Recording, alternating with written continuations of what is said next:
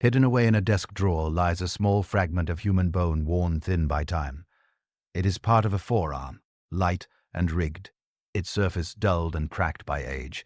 The ends crumble easily, and the hollow where marrow once flowed is now packed with gritty sand and peat. This remnant came from a burial mound on Snape Common near Alder in Suffolk, a low rise in the landscape that once concealed one of the earliest ship burials ever discovered in England.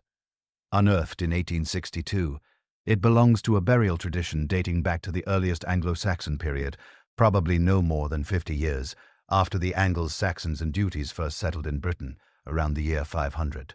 The bone once belonged to a man of rank, perhaps a chieftain or prince, important enough to be laid to rest, not simply in the ground but within a boat. This vessel was meant to carry him symbolically across the unseen waters that separated the living from the dead, echoing ancient beliefs about the soul's journey beyond the horizon. His name is lost, his deeds forgotten. Yet his burial speaks of a world where memory, myth, and ritual were deeply intertwined. Such questions of identity and remembrance were already being asked 1,000 years ago. Anglo-Saxon poets wondered where the bones of legendary figures lay, questioning whether any trace of them still remained beneath the earth. Among these figures was Wayland the Smith, a name that once carried enormous weight in the imagination of early Northern Europe. Though later generations would struggle to answer these questions, even those early poets already sensed that some figures belonged more to myth than to history. Wayland was not remembered as an ordinary man of flesh and blood. He belonged to an older world of legend, one the Christian Church later tried hard to erase. Yet his story endured long after his name vanished from official writings. It remained alive in memory, song, and folklore. People remembered his lineage, his kin, and even specific feats attributed to him. His son was known as was his father, and stories were told of him crossing deep waters with a child on his shoulder. These details survived because they were passed down orally, generation after generation, long before they were ever written down.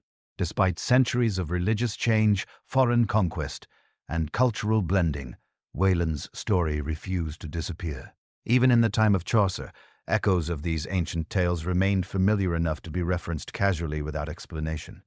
His name functioned much like a shared code. To hear it was to recall a whole cycle of stories instantly, without needing them to be retold. Wayand was as familiar to the Anglo-Saxons as legendary outlaws are to modern audiences, yet references to him in surviving texts are brief and understated, partly because his pagan roots made writers cautious. Still, he appears in some of the oldest English poetry. One epic remembers him as the creator of an extraordinary coat of mail. Another praises a sword beyond comparison. A shorter, more emotional poem hints at darker aspects of his story, alluding to suffering, exile, and revenge, without fully explaining them, trusting that the audience already knew what lay beneath the surface. In that poem, Wayland is described as enduring imprisonment and mutilation. Confined by a king who feared his skill and power, he was bound, crippled, and forced into isolation, surrounded only by cold and sorrow. Other verses recall a woman connected to his fate, burdened by fear and foreknowledge, unable to take comfort even in hope. The poem offers no explanation, because none was needed. The audience already carried the story in their minds. Much of what is now known about Wayland would have vanished entirely, if not for chance. Survival. The clearest visual record appears on a small carved box made of walrus ivory in 7th century Northumbria, now known as the Franks casket. Its survival was nearly accidental. Over the centuries, it passed through careless hands, was broken apart, sold, misidentified, and even used as a sewing box in a French farmhouse. Parts were lost, others scattered until patient collectors slowly reassembled it. The casket is remarkable because it places pagan legend beside biblical, and on its front panel, Wayland appears without explanation, shown working at his anvil.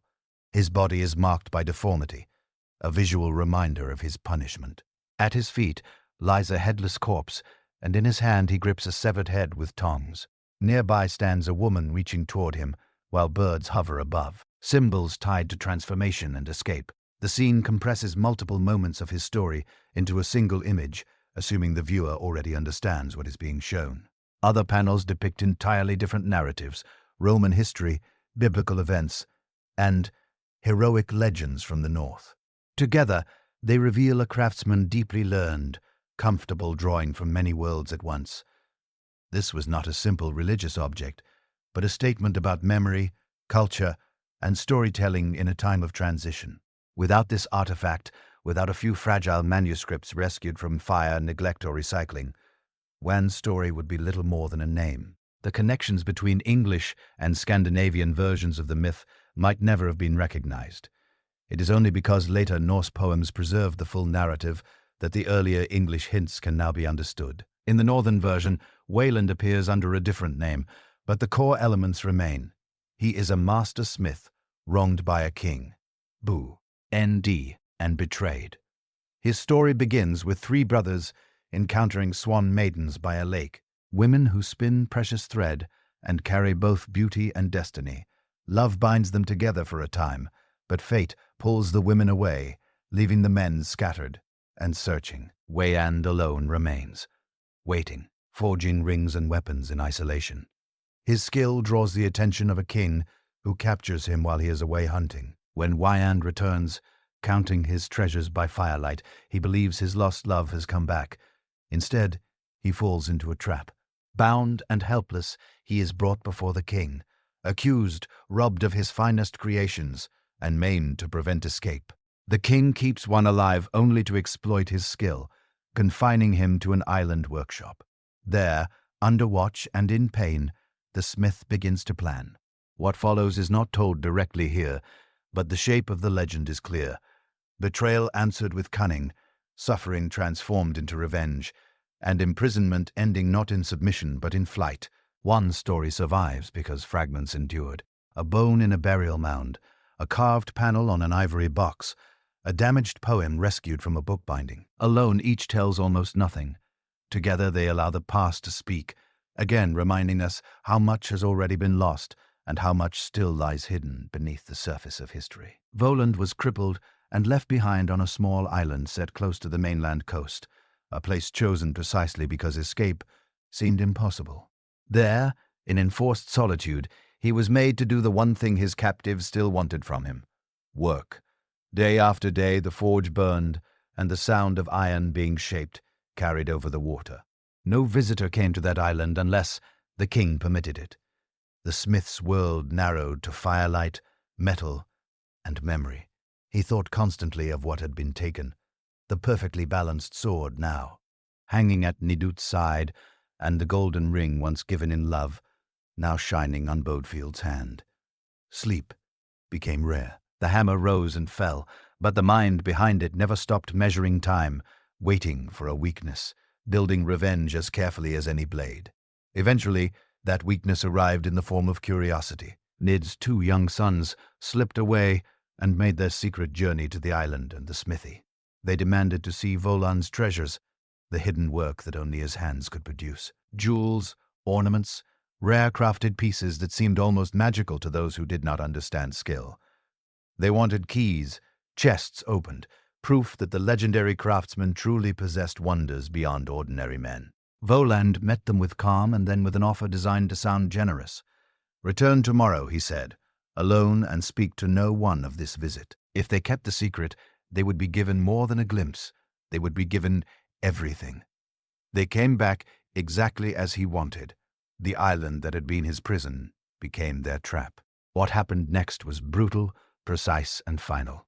The boys never returned to their father. Their bodies were hidden where the sea, air, and the smithy smoke would not reveal them. Then Voland began to transform what he had done into objects that could pass unnoticed into the royal household. From their skulls he made drinking vessels, crafted so finely that they could be presented as gifts rather than relics. From their eyes he shaped bright stones and sent them to their mother, tokens of mourning disguised as treasure. From their teeth he carved ornaments for Bodfield, delicate pieces meant to rest against the body like ordinary jewelry. The revenge was not only violence, it was display. It was humiliation disguised as craftsmanship, turned into courtly objects that no one would suspect. Bodefield, drawn by the same fascination that T had ruined her brothers, began to seek the smith out. The ring she wore mattered to her, not only as a royal gift, but as a beautiful thing, linked to an older story she did not fully understand. When it broke, She needed an excuse to approach him without admitting the truth. She went in secret, bringing the damaged ring as her reason, insisting that no one could know. Woden listened, offered reassurance, and promised a repair that would hide the break so perfectly that her parents would never discover it. Then he poured her drink. The warmth and bitterness made her heavy-eyed, and as her senses dulled, the smith took what he wanted from her. The act was not described as romance. It was a final stroke in a design that had been forming in his mind since the night he was bound. When the time came, Woden declared that his wrongs had been answered. Then he rose into the air on wings he had engineered in captivity, lifting himself beyond the reach of boats, guards, and chains. Nid could do nothing but watch and grieve, struck helpless by the loss of his sons and the violation of his daughter. A king made powerless by the one man he had tried to reduce to a tool. For the early English world, the meaning of this tale was not a puzzle that needed moral explanation. Woden was remembered above all as the supreme craftsman, the figure whose skill set the highest standard. Men living in centuries later, labeled as bleak or primitive, did not treat him as a childish superstition. They treated him as an ideal. They admired workmanship. They pursued it, and they left behind proof in metalwork so refined that it still silences easy assumptions about those centuries. The treasures raised from Sutton who make that clear. Artistry of the highest order, made by hands that understood balance, pattern, and power. In that light, it is enough to notice that Woden resembles other legendary Kers in older traditions, the limping Greek god of the forge, and the master builder who escaped through the sky on wings of his own invention. Different names, different cultures, but the same human fascination with skill so great it feels dangerous. The more striking lesson, though, is not simply the story itself, but the way it survived it all. The evidence for Woden's existence in writing and art came close to being erased. Key sources narrowly escaped destruction, and one surviving reference is so brief it would be useless on its own. Without outside parallels, it would be almost impossible to reconstruct the fuller tale. Yet the Old English hints and the Old Norse version agree in remarkable ways. Even though centuries separate the moment, each culture wrote the story down. That kind of agreement suggests something steady beneath the surface, an older shared tradition that endured long enough to be recorded in different places and different times. And Woden is not alone. If one legendary figure survives only by luck and fragments, then others must have been lost the same way. The landscape of early English tradition is scattered, with partial remains, names without stories, illusions without context, images without explanations. Some pieces are gone forever. Any attempt to rebuild the older mythic world is like assembling a skeleton from scattered bones and then trying to imagine the living body from what is missing. The result, even when successful, will never be perfect. It will limp, like Woden himself, because parts of the original will always be beyond recovery. From that point, the view widens beyond one myth and one smith. At first glance, the modern English people can seem like a patchwork formed by successive waves, the older Britons already living on the islands, then newcomers from across the sea after the collapse of Roman authority, then later arrival. From Scandinavia, and later still the Normans after 1066. Each change left marks, each arrival altered language, law, and custom. Yet, it is easy to exaggerate how alien these crossings truly were. The ancient Britain were not strangers from a different world. They were related in the broad family of northwestern Europe to the Germanic settlers who followed. The later Scandinavian groups were close cousins to those Germanic peoples, not distant invaders from another continent. Even the Normans, for all their political impact, carried their own mixture of northern and continental roots. A truly violent, genetic and cultural shock would look very different.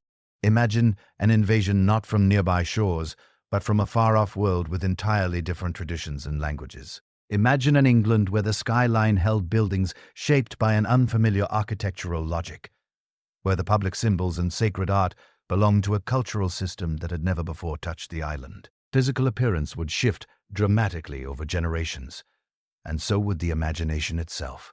The mind quickly grasps how deep the change would run when the symbols become easy to picture in places where they have never stood. Compared with that, the interweaving that formed the English was real but not extreme. The sense of being a mongrel people is in many ways more apparent than it is biologically radical. The deeper story of origins, then, can be approached in stages. Long before written history, they were the earliest ancestors of the island population, people living thousands of years ago in conditions that can only be reconstructed from archaeology. Later come the communities visible around the birth of Christ in northwestern Europe, groups whose material culture and languages show long development. Finally comes the period after about 450, when allied tribes crossed from the continent and began to form what would become the English nation. That last phase is the most dramatic in chronicles, but it rests on older foundations, and those foundations connect England to a far wider web, because behind Britons, Germans, Romans, and Celts lies a much older relationship, one traced not through blood alone, but through language. Across much of Europe and parts of India, a broad family of languages developed from a single parent tongue. That ancestral language is called Indo-European. It cannot be heard directly. No one has ever found an original Indo-European skeleton with a label attached to its ribs, and no one ever will. Yet, the existence of that shared parent tongue is not a fantasy. It is demonstrated in the way words and sounds correspond across distant languages, even after thousands of years of change. The time when this common language was still a single unity can only be estimated. Some scholars argue that it must be placed far back in prehistory, perhaps around 4000 BC. The homeland remains debated. Some argue for Europe, others for Asia, and the argument has never truly ended. What can be suggested with more confidence comes from shared vocabulary. The parent language carries clues about the world. Its speakers knew it belonged to a late Stone Age level of life. Tools and weapons of stone appear in the shared word roots. Words related to the anvil and hammer appear across languages in forms that clearly echo one another, is showing that metalwork concepts existed early enough to shape shared speech. Even if the technology evolved later, even the word for a dagger in Old English traces back to a root also found in Latin, tied to the idea of stone and cutting. The shared vocabulary also hints at daily life. These people hunted and herded. They followed wild animals and searched for pasture. Yet they also knew settled seasons of farming. Their language preserves verbs for plowing, sowing, harvesting, grinding grain, and baking bread. It names familiar animals: cattle, horses, sheep, pigs, geese, ducks. At the same time, it lacks names for creatures that would have been obvious if the speakers had lived in regions where such animals were common. That absence helps map the environment indirectly. Milk appears as an understood substance, suggesting dairying was part of life. Family structure also leaves traces. Words for close kin are deeply shared: father, mother, brother, sister, son, daughter, grandchild. Some terms appear and others do not, hinting at patterns of marriage and household organization. The presence of terms that fit a system where a wife joins the husband's family, and the absence of certain other terms, suggests a communal household pattern with older generations at the center. Such arrangements still exist in some societies today, preserving a social logic far older than the states and borders that later formed. Nothing survives in written form from the parent language itself. Yet its rough shape can be reconstructed, because language change is not random.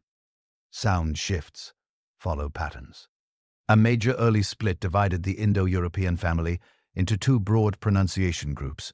In one branch, an older type of key sound shifted into a ses-like sound.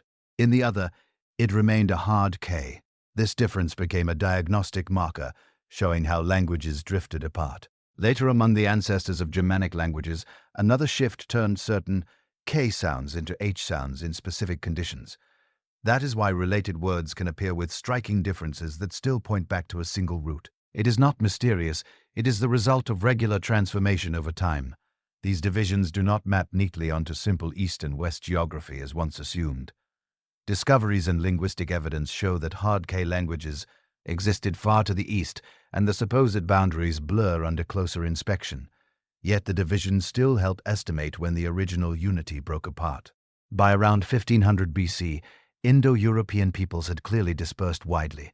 Some moved toward the edges of Europe, some into Asia Minor, some into India, and some pushed astonishingly far east. Certain groups appear suddenly in the historical record as rulers over populations who spoke entirely different languages, revealing complex migrations and conquests hidden behind the tidy labels of later textbooks. For this purpose, it is not necessary to track every tribe to its destination.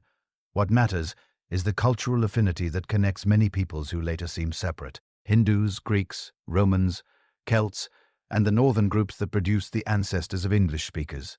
Alongside them, there were always other communities whose languages did not belong to the Indo-European family. Peoples like the Basques, and later the Finns and Hungarians. Even so, those languages are not irrelevant. Words are borrowed across boundaries, and sometimes a borrowed word acts like a small lamp, revealing something about belief. One such borrowed word in Finnish points upward toward the sky, suggesting that, even across language families, the shared human habit of reading meaning into the heavens could travel with a single term, carried from one tongue into another, and kept alive long after its original speakers were gone. To make sense of early northern myths, it helps to look beyond any single nation and follow the shared roots linking the peoples of northern Europe. The ancestors of today's Germans, Frisians, Dutch, Danes, Swedes, Norwegians, Icelanders, and English belong to the same broad branch of the Indo-European world. Older labels like Germanic or Teutonic have often been used for them, but those words have become blurred in meaning, and burdened with modern associations. A cleaner way to describe them is to name them for the region where they first become visible in historical memory: the Northwest Europeans. The larger Indo-European question, whether the earliest speakers began in Europe or Asia, remains debated. Yet that debate matters less here because, by the time this northern group emerges clearly, it is already settled in Europe. Their own traditions consistently point toward a homeland in the far north, around the southern end of Scandinavia. Early English literature carries faint echoes of that northern origin, preserving it not as geography on a map, but as legend and ancestral memory. One famous example appears in the early epic tradition through the figure later associated with the Danish royal line, a founder ancestor whose name is remembered as Skilled, meaning shield. Behind that royal title, another name seems to be hiding in plain sight, a name tied not to a weapon but to a bundle of grain. Later records shaped by Christian storytelling habits tried to attach this figure to biblical genealogy, as if fitting an older legend into a new sacred framework. Yet, the older core of the story remains recognizable. A child arrives from the sea drifting toward shore in an open boat. Different medieval writers retell the same image in their own way. In one version, the child reaches an island called Skani, unknown and helpless, yet surrounded by weapons as if fate has already marked him for kingship. The local people take him in, raise him as one of their own, and eventually choose him as their ruler. In another version, the boy is carried in a boat without ease to a northern island, described as Skanza. He is found asleep, his head resting on a sheath of grain, and that detail becomes his identity. The people treat him as something extraordinary, bring him up carefully, and later remember him as a ruler linked to a place called Slaswick, later known as Hayabu. From that region, the story continues the narrative pointing toward the later movement of Angles into Britain. This northern focus is not only preserved in legend. A historian writing in the 6th century, Jordanes described Scandinavia as a place that continually sent peoples outward. He portrayed it as a source that produced migrations again and again, as if the North kept releasing new tribes into the wider world. His language is vivid and deliberate, presenting Scandinavia as a place that generates nations, a reservoir of population that spills southward over time. The very name he used for Scandinavia reappears in the names of new settlements founded by migrating groups, as if communities carried the memory of home with them and planted it abroad. That habit is familiar in later centuries when people crossing oceans reuse old names in new lands, turning nostalgia into geography. Place names and river names also support the idea of a northern starting point. Some of the oldest Scandinavian tribal names appear deeply rooted in the local landscape and seem to belong to an early age, even to Bronze Age conditions. Names formed from fjords, from fair districts, from shoreline features shaped by tide and ebb, suggest communities identifying themselves by the terrain they lived among. These are not names borrowed from elsewhere. They read like names that grew out of a region and stayed attached to it. History, too, fits the pattern. From around the 1st century BC onward, the general movement of these northern peoples trends south, spreading through northern Europe and beyond.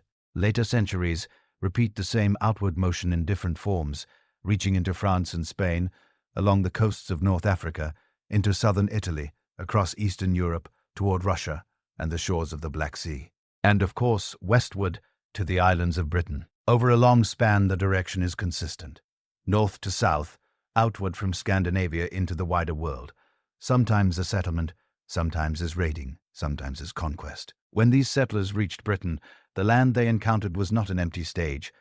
Much of it was forested with vast wooded tracts, stretching for miles. Marshland spread across wide areas, making travel and settlement difficult in places. The landscape carried the imprint of Rome, too. Straight stone-laid roads running across the island, linking cities and forts with an almost mechanical logic. Yet, by the late Roman period, many of those towns had already begun to weaken. After the new settlers arrived, some stone-built cities fell silent altogether, left to wind and rain with animals nesting where people once lived. A number were never properly resettled. Others remained half-ruined for generations. Even where life continued, the old Roman town world often felt strange to newcomers, whose instincts leaned toward fields, timber buildings, and dispersed rural life. To many early English settlers, the remnants of Roman Britain seemed disconnected from ordinary human existence. Massive walls, paved roads, abandoned fortifications, and crumbling bathus looked like structures made for a different kind of being. Later, poetry describing such ruins carries that sense of awe and distance. The broken stonework becomes a symbol of vanished power. Towers falling, walls cracking, the works of an earlier age collapsing into dust, while the imagination fills the empty spaces with visions of wealth, armor, gold, feasting, and a proud court that once stood where silence now reigns. The newcomers did not arrive in a single neat campaign. The process stretched across centuries, with raiding and probing long before the settlement date often given as the turn-in. Point. By the early 5th century, groups were already pushing inland, sometimes far up the country. The lines between invader and local were not always clean. Some early leaders carry names that do not fit a simple story of outsiders alone, hinting that intermarriage and alliance had already begun before the major migrations hardened into permanent settlement. In a world where communities were mixing at the edges, names could travel across languages through marriages and kinship ties, and children could be named in ways that honored both sides. Roman authorities understood the danger before the final break came. Defensive systems were reorganized, and commands were set up to protect the island's vulnerable points. One command guarded the north from York, supported by legions and auxiliary troops. Another command protected the southeastern coast, the region most exposed to sea raiders, with a chain of strong forts along what later became known as the Saxon shore. These coastal fortresses were large, heavily built, ringed by ditches and towers with walls rising high in places, and garrisons stationed inside. On paper, they formed a barrier from Norfolk down to Hampshire. In reality, once the pressure became constant, they functioned less like a solid dam and more like scattered stones set against a rising tide. Their ruined remains still mark the coastline today, evidence of how serious the threat had become. Exactly why Britain collapsed into vulnerability around the early 5th century remains complex. Internal political struggle, breakdown of central command, rival generals, local power grabs, and repeated plunder all played a part. In that instability, raiding could transform into occupation. What began as hit-and-run violence could become long-term settlement when resistance weakened and opportunities widened. The incoming groups came from different regions. Saxons F. Rome areas along the North Sea coast and river mouths, Angles from the district later known as Angel, and duties from territories tied to the lower Rhine zone in some traditions. Those labels, though, describe only the broadest outline. The migrating forces were likely mixed, full of smaller tribal elements traveling together. After a few generations in Britain, the names blurred further. Angles could be called Saxons. Saxons could call themselves Angles. And eventually, the shared identity that took hold was English, with their speech described as English as well.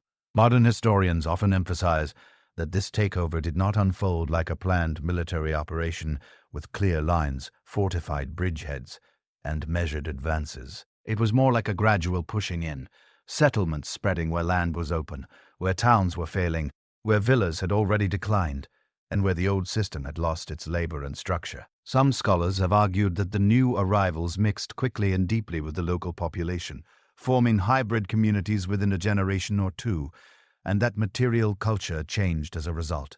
Others resist that view, pointing to the limited influence of the native language on Old English and to the way certain terms suggest dominance and subordination rather than blending on equal terms. The truth may not sit comfortably at either extreme.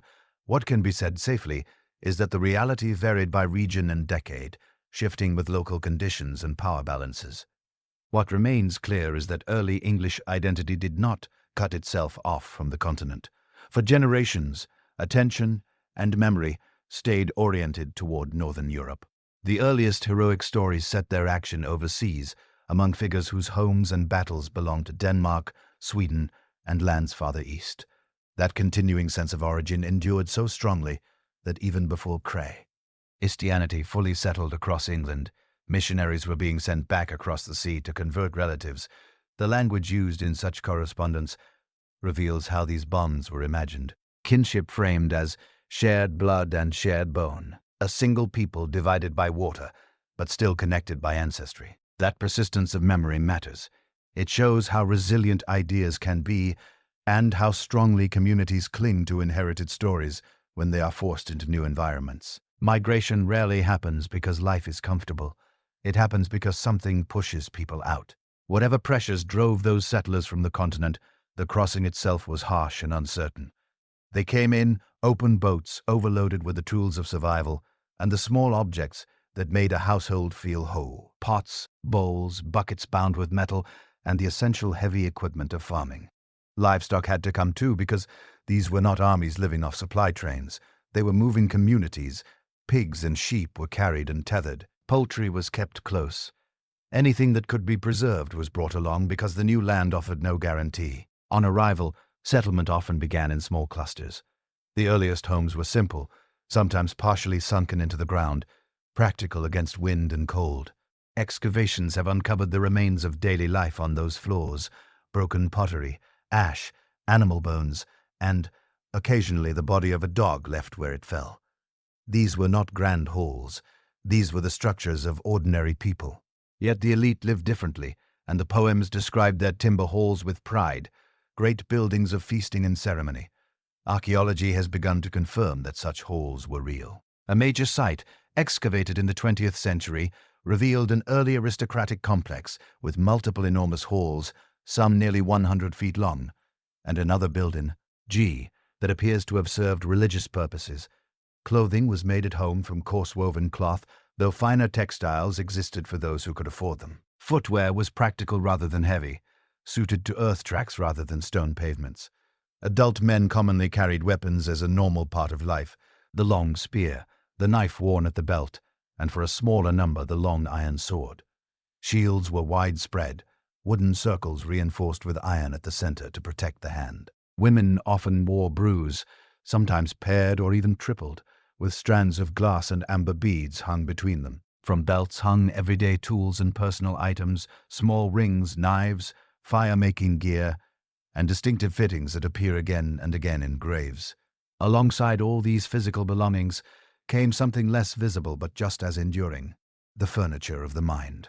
The settlers brought their stories, their assumptions about the world, their sense of fate, and the gods their ancestors had named. Much of that older belief system was later reshaped or driven out by Christianity, and the written record that survives is thin. Because of that scarcity, some scholars have questioned whether the early English were ever deeply pagan at all, suggesting that their old religion weakened during the sea crossing and survived only as shallow habit. The difficulty is that the surviving evidence was filtered by the very institution most committed to erasing what came before.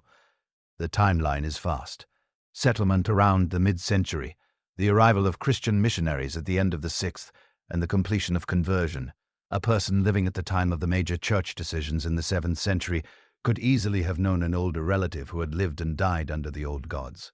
That speed makes it tempting to imagine a weak paganism. Yet religious conflict rarely behaves gently. Competing faiths do not usually coexist politely. They struggle, they overwrite, they absorb, and they suppress. Christianity had already done that elsewhere in the Mediterranean world, adopting certain customs while stripping them of their old meanings, transforming seasonal festivals and household practices into parts of a Christian calendar. Once Christianity dominated England, it could erase memory while keeping useful habits. Old festivals could survive under new names. Agricultural rites could be reframed as blessings rather than charms. The deeper stories of the gods could be pushed out of writing, because writing itself was controlled by churchmen. Monasteries held literacy, manuscripts, and the power to decide what deserved preservation. It would be unrealistic to expect scribes to copy pagan myths as if they were neutral entertainment. If heathen literature survived at all, it often did so by accident, through neglect, through fragmentary quotation, or through the simple fact that complete erasure is never perfectly achieved. Modern people often trust written evidence more than any other kind, as if only ink can make a thing real. That instinct can become misleading here, because the absence of pagan texts in monastic libraries does not prove the absence of pagan belief in early villages. In fact, the old religion left itself written into the land in a different way. Place names preserve gods and sacred ideas. Landscapes carry their memory stubbornly. Even when official records fall silent, the ground keeps speaking through names, customs, and the quiet persistence of folk tradition. In that sense, the older mythology may have been preserved more faithfully by farmers and village storytellers than by any manuscript. And the deeper question is not whether the early English believed, but how much of what they believed. Eved was later pushed out of view and hidden in plain sight. Place names left behind by the Anglo-Saxons act like small fossils of belief. They preserve two kinds of clues about the old religion. First, they keep the names of gods and other unseen beings alive long after temples and stories faded. Second, they often point to places that were once treated as holy. A grove, a hilltop, a mound, a clearing where people gathered, offered, swore, or feared to tread. From these names alone, at least 3 gods and 1 goddess can be traced with confidence in Anglo-Saxon England. The gods are Woden, Thunor, and Tu, and the goddess is Frigg. The pattern is uneven, and that unevenness matters. Woden appears most widely, which fits the picture of a chief god whose fame traveled across kingdoms and dynasties. His name is scattered across the English landscape more than any other pagan deity. He is also unusual in another way. He seems to have collected nicknames, a sign that people spoke of him familiarly as well as fearfully. Evidence for Woden's worship can be mapped across a wide sweep of counties, reaching into Kent, Essex, Hampshire, Wiltshire, Somerset, Staffordshire, Bedfordshire, and Derbyshire. One strong concentration appears near the Vale of Pussy in the region of the great earthwork known as Woody Keke. Close by are older place names that once carried his name more clearly, names tied to features of the land. A barrow, a valley, a boundary ridge. Another cluster sits farther east, near the headwaters of the rivers where names like Wisbury and Weald preserve the same echo. Elsewhere, variations survive in names attached to hills and settlements, showing that the cult of Woden was not confined to one tribe or one corner of England. It crossed the lines between Jutish, Saxon, and Anglian territories, which suggests a god who functioned not only as a divine ancestor of kings, but as a figure known to ordinary people as, well. Some names related to Woden also shine a light on how people imagined him. A recurring element appears that connects to the figure of Grim, a name tied in northern tradition, to a wandering hooded god moving between worlds in disguise. In southern England, several earthworks are called by that grim name, as if popular memory credited their construction to a supernatural maker. Those ramparts and ditches inspired awe, and awe tends to attach itself to a familiar name. The use of a nickname, rather than a formal title, suggests something important. This was not purely distant priestly reverence. This was a god spoken of in village talk, invoked in casual explanation, and attached to the landscape in a way that sounded natural on the tongue. Thunor, the thunder god, sits closer to the daily life of farmers. His name appears frequently in regions like Essex and Wessex, hinting that he may have been the most commonly honored deity there. His worship also shows up in Jutish territory, remembered in older names for mounds and clearings. Modern place names still carry him in softened form: Thunderfield, Thundridge, and several locations where his name is joined to an old word for a wood or woodland clearing. That detail matters because it lines up with what Roman observers said about northern religion. Worship was often tied to groves, not to buildings of stone. The god's name paired with clearing suggests gatherings beneath trees, sacred spaces made by nature and a little human shaping rather than by walls and roofs. 2 appears less often than Woden or Thunor, but he is far from absent. His memory survives in scattered names across counties, including places whose older forms point to a lost grove or a wetland edge tied to him. One striking example is a village name that means something like Two's Hill Spur, linked to a prominent point O. F high ground above a wide vale. The location is commanding, the kind of place that makes an impression even without a shrine standing on it. A suggestion has been made that the vale below may have taken its name from a horse figure cut into the hillside, a symbol that could fit a god associated with power, prestige, and old authority. Even if that specific connection remains uncertain, the broader point stands. TWW's name attaches itself to strong sites, and that attachment hints at a cult that mattered. Frigg, the great goddess, is harder to catch, but not impossible. Her name appears to be preserved in Hampshire, in a place once recorded in a form that could mean Frigg's people. Nearby names in the same county seem to have held onto her identity, like a puzzle piece that later generations no longer understood. One scholar argued that 2 of these names were originally identical and may have meant the hill of the goddess Frigg. Farther north, another place name may preserve her in association with marshy ground, and her name also surfaces in the east, in a village whose spelling still hints at an older form. The pattern fits what often happens with goddesses in place. Names, fewer examples, more ambiguity, but a stubborn persistence all the same. Beyond gods and goddesses, place names also witness a crowded supernatural world. Some locations preserve the memory of beings that were not exactly divine, yet were feared or respected as part of the unseen population of the land. A wood or hill can carry a name linked to a being imagined as a masked spirit or nightwalker. Other names preserve words for goblins, malicious visitors, or restless presences. Some place names carry an element meaning giant attached to a ford or a mere, as if a particular crossing or patch of water had a story of something huge and dangerous behind it. There is a temptation to treat these giants as harmless fairy tale leftovers, as if they were too weak to matter. But older poetry hints at something sharper. The giants were not merely big creatures loitering on the edge of the world. They belonged to a deeper mythic pattern in which they once attacked the gods and paid for it. The details are blurred now, as if a fog settled over the story during centuries of Christian copying and forgetting. But the outline remains. A conflict between gods and giant kind, and a catastrophic flood that overwhelms the aggressors. That kind of story does not belong to mild folklore. It belongs to the same stormy mythic landscape found across the northern world. Other place names recall witches and spellworkers, suggesting valleys associated with sorcery or feared knowledge. Mythic animals also appear.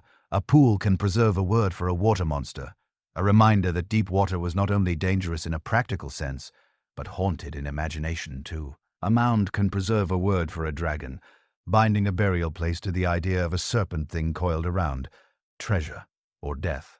Even if later generations stopped believing, they still repeated the names, and every repetition kept the old world view faintly alive. Alongside these personal names and creature names, a different set of placement elements speaks even more directly about religious practice. 3 old words show up again and again across England, and their sheer frequency suggests that sacred sites were common. One word refers to a temple or sacred building.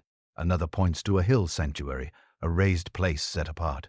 The third and most widespread refers to an idol, a shrine, or simply a spot recognized as holy. These words survive embedded in the names of villages, hills, and crossings across multiple counties. Even where the visible shrine vanished, the word remained glued to the location as if the land itself refused to fall. Yet, taken together, these names form a quiet map of belief. They show that pagan religion was not an abstract philosophy held only by elites. It was practical, local, and rooted in specific places. A grove clearing for a thunder god, a ridge associated with an older chief deity, a hill spur tied to an ancient power, a marsh remembered as belonging to a goddess. They also show that the spiritual landscape was not empty, except for the gods. It was crowded with beings that could harm, mislead, or simply remind people that the world was larger than what the eye could measure.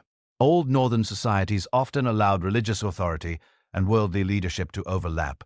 In later Scandinavian tradition, a ruler could also function as a priestly figure, combining sacred and political power in one role. If that model was known in the wider northern world, it becomes easier to imagine how sacred sites were maintained, and why so many place names remember shrines, without leaving written descriptions behind. A king or local leader could sponsor a holy place, guard it, or claim descent from a god connected to it. Then, when Christianity arrived and removed the old rituals, the physical site might lose its function.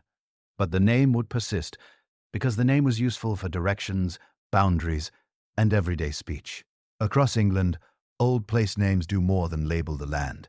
They preserve a record of belief.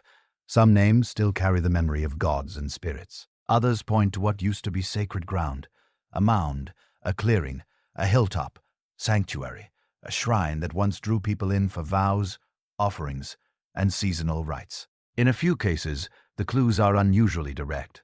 A 7th century name for a site near Farnham in Surrey appears to have meant the Shrine of Cusa. In Sussex, another name seems to have meant the Shrine of Pell. Names like these suggest that a sacred place could be tied not only to a deity, but to a local figure or spirit whose identity is now lost. The same pattern appears when the ownership of a holy site seems to be claimed by a group or kin community. Some early names imply sanctuaries associated with particular families or factions, as if a shrine belonged to a known lineage, the way grazing land or woodland rights could belong to one. That does not mean private worship in the modern sense, but it does hint at a world in which sacred places could be maintained, protected, and perhaps controlled by a network of relatives and dependents. Religion, status, and local power were not neatly separated. A sacred site could be a communal focus, yet also carry the mark of those who guarded it and benefited from it. When the distribution of these names is studied, another point becomes hard to ignore. The evidence is not evenly spread. The strongest concentration of heathen place names runs like a belt from Kent and the southeast up through the heart of the country into the Midlands. Farther west the traces thin out, and in the far north they are rarer still. Even where the old religion certainly existed, the landscape does not preserve it with equal density. Yet even with that unevenness, the surviving names are more than enough to show that pagan belief was once deeply rooted. Villages, fields, ridges, and hills still speak with the old vocabulary of sanctuaries, idols, holy enclosures, and feared beings. In effect, the land itself answers the question of whether early English communities were seriously heathen. The language of the countryside indicates that they were. The written record is where arguments have often grown louder, because the written record is complicated. Some scholars have distrusted early English poetry, especially when it seems to preserve native tradition. Others have leaned heavily on later Scandinavian material because it is rich and dramatic and survives in fuller form. Both instincts carry risks. Scandinavian sources can illuminate, but they can also mislead if later ideas are pressed into earlier gaps. At the same time, dismissing early English material as tainted can swing too far in the other direction and hide what is genuinely ancient. A more careful approach is to compare what survives on both sides of the North Sea and to treat agreement as meaningful. When early English and northern sources overlap, they often match in striking ways. One famous example is the Wayland story, where English references are scattered but still line up convincingly with the northern version. That kind of correspondence suggests that the shared inheritance is real, even if later writers shaped and retold it. The same kind of caution matters when a story looks biblical on the surface. One case stands out: the Great Flood, mentioned in heroic poetry. It is tempting to assume that any flood story must be taken from Scripture, especially after so many centuries of Christian culture. Yet flood stories exist in hundreds of traditions worldwide, and the presence of a flood does not automatically prove a biblical source. In early English verse, the drowned beings are not ordinary humans in need of salvation. They are monsters, elves, hostile creatures, and giants, figures that belong to native tradition. The poem describes them as punished by the Lord and connects them to Cain. But that link reads like a Christian overlay placed on older material. The older beings are native. The biblical genealogy is a later framework built around them. The decisive difference is the shape of the story. The biblical flood centers on rescue, a chosen family preserved in an ark, life saved so the world can begin again. In the northern story, the flood is not mainly about saving humanity, it is about the defeat of giants and the remaking of the world. The deluge is tied to cosmic violence and to creation itself. There is no central ark motif, no emphasis on a single righteous household, preserved as the seed of all future people. Instead, the flood functions like a cleansing catastrophe, after which the world takes a new form. That pattern fits a creation myth more than a salvation narrative. This is why the earliest English references to a flood can be read as a Christianized pagan material rather than a simple retelling of Scripture. Christian poets and scribes inherited old names and old story shapes, then reinterpreted them so they could sit alongside Christian teaching. The result is a hybrid, the language of the church surrounding the creatures of an older world. The process was common in early medieval England. It helped converts make sense of a new faith without losing every thread of the old imagination at once. The same mixture appears in the healing and fertility charms that survive in later manuscripts. These texts are notoriously hard to interpret because they blend languages and traditions, sometimes even sliding into phrases that look like nonsense. Yet their survival shows that ritual speech and practical magic continued under a Christian surface. A charm for a sprain recorded widely across Northern Europe in many versions has a clear, deep ancestry.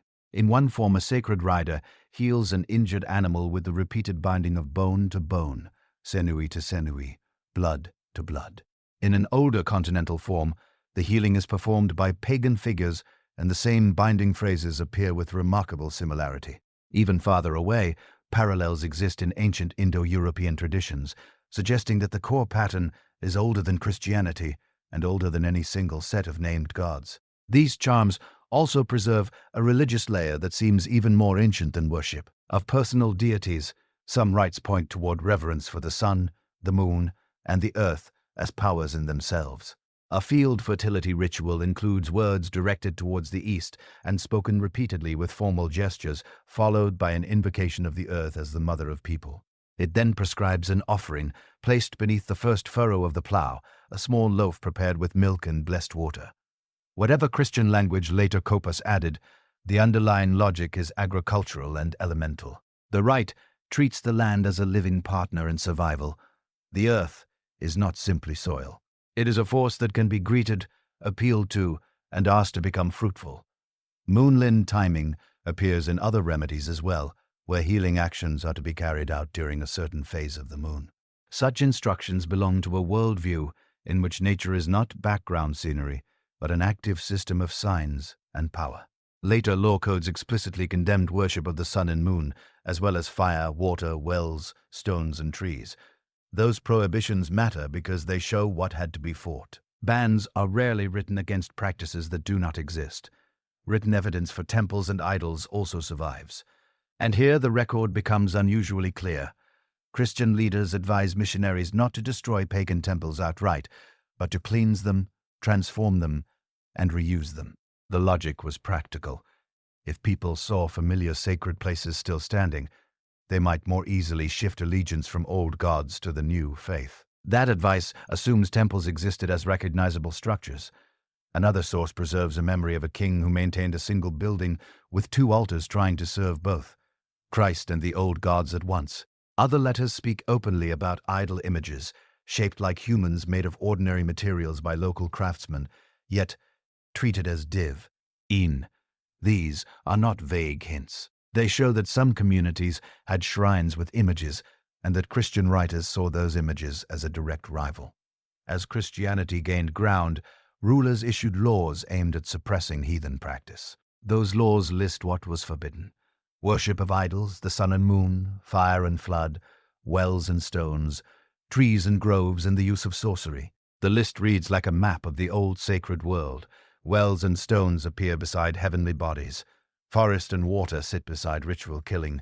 It is a reminder that Paganism was not only a set of stories about named gods, it was also a network of sacred places and actions embedded in daily life, where people sought luck, protection, healing, and fertility. Seasonal observance strengthens the same picture. An early account of the Old English calendar describes a year measured by natural cycles and farming needs, but also by offerings and holy seasons. Months were linked to ploughing, to milk, yields, to harvest rites, to the first full moon of winter, and to the sacrifice of animals that could not be kept alive through the cold months. Religion and practical husbandry moved together. Offerings and feasts followed the turning of the year. The sacred was woven into the same calendar that governed grass growth, livestock survival, and the timing of work in the fields. From this angle, the spiritual life of early England looks less like a distant mythology and more like an environmental relationship. The sky, the seasons, storms, and the fertility of the land were not abstractions. They were immediate forces that shaped life and death. A violent thunderstorm could feel like an attack from above, as if an unseen power had struck the ground with a hammer. In such moments, it is easy to understand why a thunder god seemed real, why awe became devotion, and why devotion felt necessary, rather than hope. Tomiel, putting all this evidence together, place names, charms, calendar, traditions, letters about temples and laws against pagan worship, one conclusion becomes difficult to avoid. The Angles, Saxons, and Jutes who settled in England practiced a serious heathen religion for generations. At least 4 major divine figures are strongly indicated by the landscape itself. Sacred places existed, some with temples and images. Priests operated within local society, and in some cases may have held authority that blended religious and secular leadership. Ritual followed the year with sacrifices, and communal feasts with pleas for favor and thanks for survival. Beneath the named gods lay an even older layer, reverence for the earth and the sky as the great providers, approached through rites that bound community and nature together. Long before Christianity became the cultural default in England, the newcomers who settled the island brought their own sacred map of reality with them. They were pagans, and like pagan peoples everywhere, they did not live in a spiritual vacuum. They imagined gods with distinct personalities and family ties. They told stories about how the world began and how human life entered it, and they tried to explain what waited beyond death. Many traditions also carried a darker companion idea, not only that the world had an origin, but that it would one day reach an end. There are good reasons to think the Anglo-Saxons shared the same full set of questions and offered their own answers, even if those answers survive today only in fragments. Modern descendants of the Anglo-Saxons inherit a largely biblical framework shaped by centuries of Christian teaching, and that habit can make the older worldview feel remote or even unthinkable. Christianity, after all, demanded something the early English did not originally practice: strict belief in a single God. The first Anglo-Saxon settlers were polytheists. Their divine world was crowded, structured, and familial, populated by multiple powers rather than one supreme solitary ruler. It is not hard to see why older habits can linger beneath newer ones. Even within Christian practice, language and imagination sometimes drift toward a kind of heavenly court, especially where saints, holy figures, and sacred roles gather around the central deity. That does not mean Christianity and paganism are the same, but it helps explain why the human mind, trained for generations to think in layered divine hierarchies, does not always become entirely single-focused overnight. The official conversion of the English began when a mission reached Kent at the end of the 6th century. In AD 597, Augustine arrived in Thunor a little over a century after groups traditionally labeled Angles, Saxons, and Jutes had begun settling in Britain. At that moment, Anglo-Saxon England could be described as a pagan outpost surrounded by Christian neighbors: the Bretonic Christian regions to the west, the Christian kingdoms in Ireland and Scotland, and the Christian Franks across the Channel. The King of Kent, Ethelbert, heard news of the landing and treated it cautiously. Tradition claims he insisted on meeting the missionaries outdoors, wary of what their presence might carry. Whether the motive was fear of magic, fear of trickery, or a desire to stay under the open sky of an older sky-centered sacred imagination, the setting itself captures a society standing on a threshold. Old beliefs still active, new ones arriving with confident symbols and disciplined ritual. Ethelbert was not entirely unprepared for Christianity. He had been married for years to Bertha, a Christian Frankish princess, under an agreement that allowed her to keep her faith and household clergy. That arrangement placed Christian worship and Christ, Ian language inside a pagan court, long before public conversion.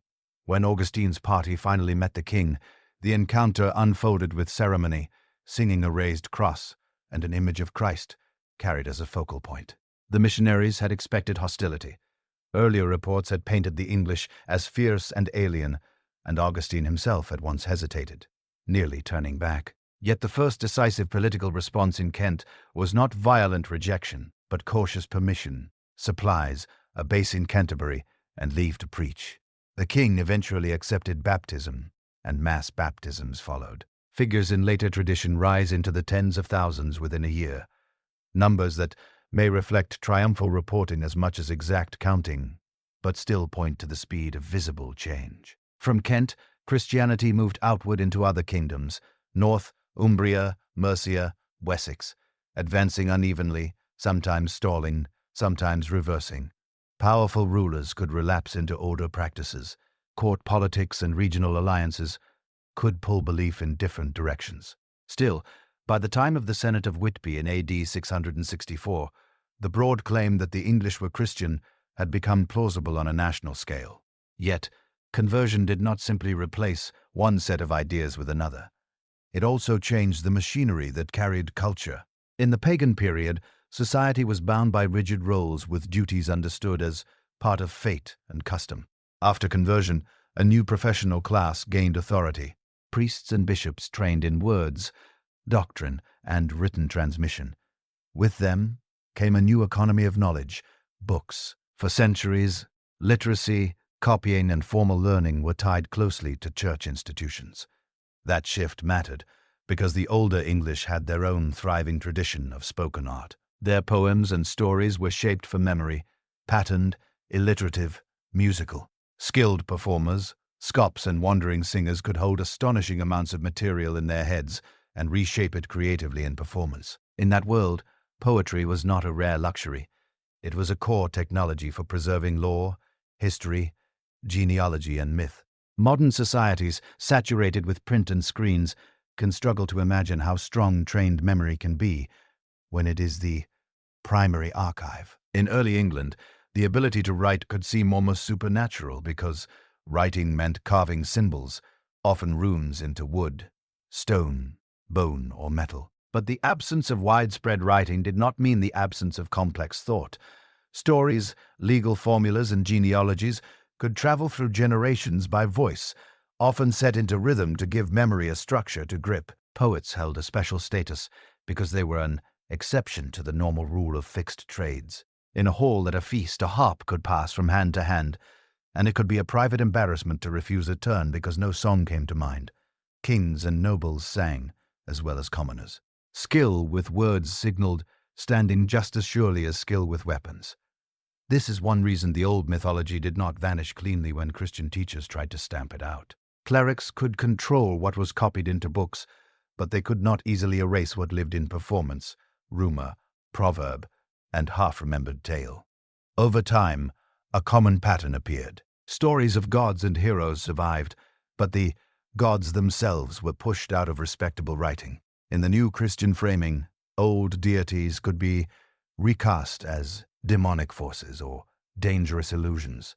Even so, heroic language sometimes flowed toward Christ in ways that reveal the older poetic instincts still at work. A converted poet might sing in Christian terms while still relying on inherited patterns of heroism, battle, loyalty, and doom. The loss of pagan material was made worse by when monastic libraries were broken up and destroyed in England. Vast amounts of writing vanished, sometimes deliberately, sometimes through indifference, sometimes through crude reuse as scrap. Accounts from the period describe books used for wiping, wrapping, cleaning, or sold away in bulk. Whatever the exaggerations, the result is undeniable. Only a tiny number of manuscripts preserve Old English poetry, and the survival of specific works often looks like pure accident. Fragments turn up in strange places, and entire epics can disappear almost completely, leaving only a few dozen lines behind. That makes reconstruction of Anglo-Saxon mythology resemble detective work. The clues are scattered. Some are obvious, like place names and day names that still carry the echoes of gods. Others survive as disguised motifs inside Christian texts, where the surface theology is new but older concepts flicker underneath. Folklore keeps more traces. Stories of a supernatural smith, wild riders in the night sky, witches and enchanted hunts. Art and archaeology also help. Carved scenes on objects, patterns on weapons, decorative panels and prestigious burial finds, all hinting at mythic reference points that writing avoids naming. One towering exception is Beowulf, preserved against almost ridiculous odds, surviving time, political upheaval, and even fire damage that scorched and crumbled parts of its pages. The poem is explicitly Christian in its moral voice and occasional references to God, yet its world is unmistakably pagan and non-English. Set among Danes, Gats, and Swedes, with a heroic code that predates the church's dominance. A young warrior crosses the sea to face a night-stalking monster that has been killing retainers in a king's hall. The struggle is violent and physical, benches overturned, timbers splintered. The monster flees mortally wounded, leaving a dark trail into the marshes. Then comes vengeance from the monster's mother, and a second descent into an eerie, water-eyed realm. In old age, the hero becomes a king, and finally dies after fighting a dragon, saving his people at the cost of his own life. His followers burn his body and raise a great mound, a funeral gesture that feels rooted in older ritual memory. The poem's date places it near the conversion period, when older ideas were still close enough to be remembered vividly. That proximity makes its silence meaningful. A poet capable of preserving complex historical detail from the continent could easily have recorded recent pagan myths in full. The refusal to do so looks deliberate, and yet the poem cannot entirely suppress the older worldview. One of the clearest surviving traces is the concept of fate, known in Old English as weird. Word appears repeatedly in early poetry as an overwhelming power, sometimes described in ways that make it feel almost personal, almost godlike. The tension is obvious.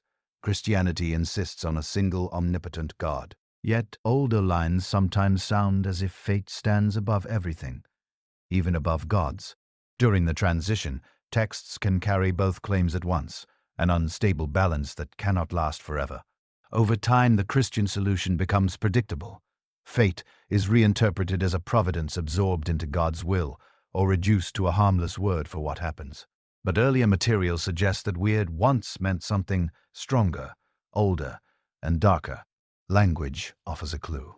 Certain poetic phrases describe victory as something woven, and to a listener trained in the old mythic logic, that metaphor points toward the ancient image of fate as a weaver. In many Indo-European traditions, destiny is imagined as thread and cloth, spun, measured, and cut. In this older pattern, fate is not simply a vague principle. It is a force with agency, pictured as a set of sisters who shape life as fabric. Christianity could keep the poetry of weaving while trying to drain it of its pagan implications. But the metaphor itself is a fossil. It preserves the outline of an older belief. Later, English literature shows how long that belief could live underground.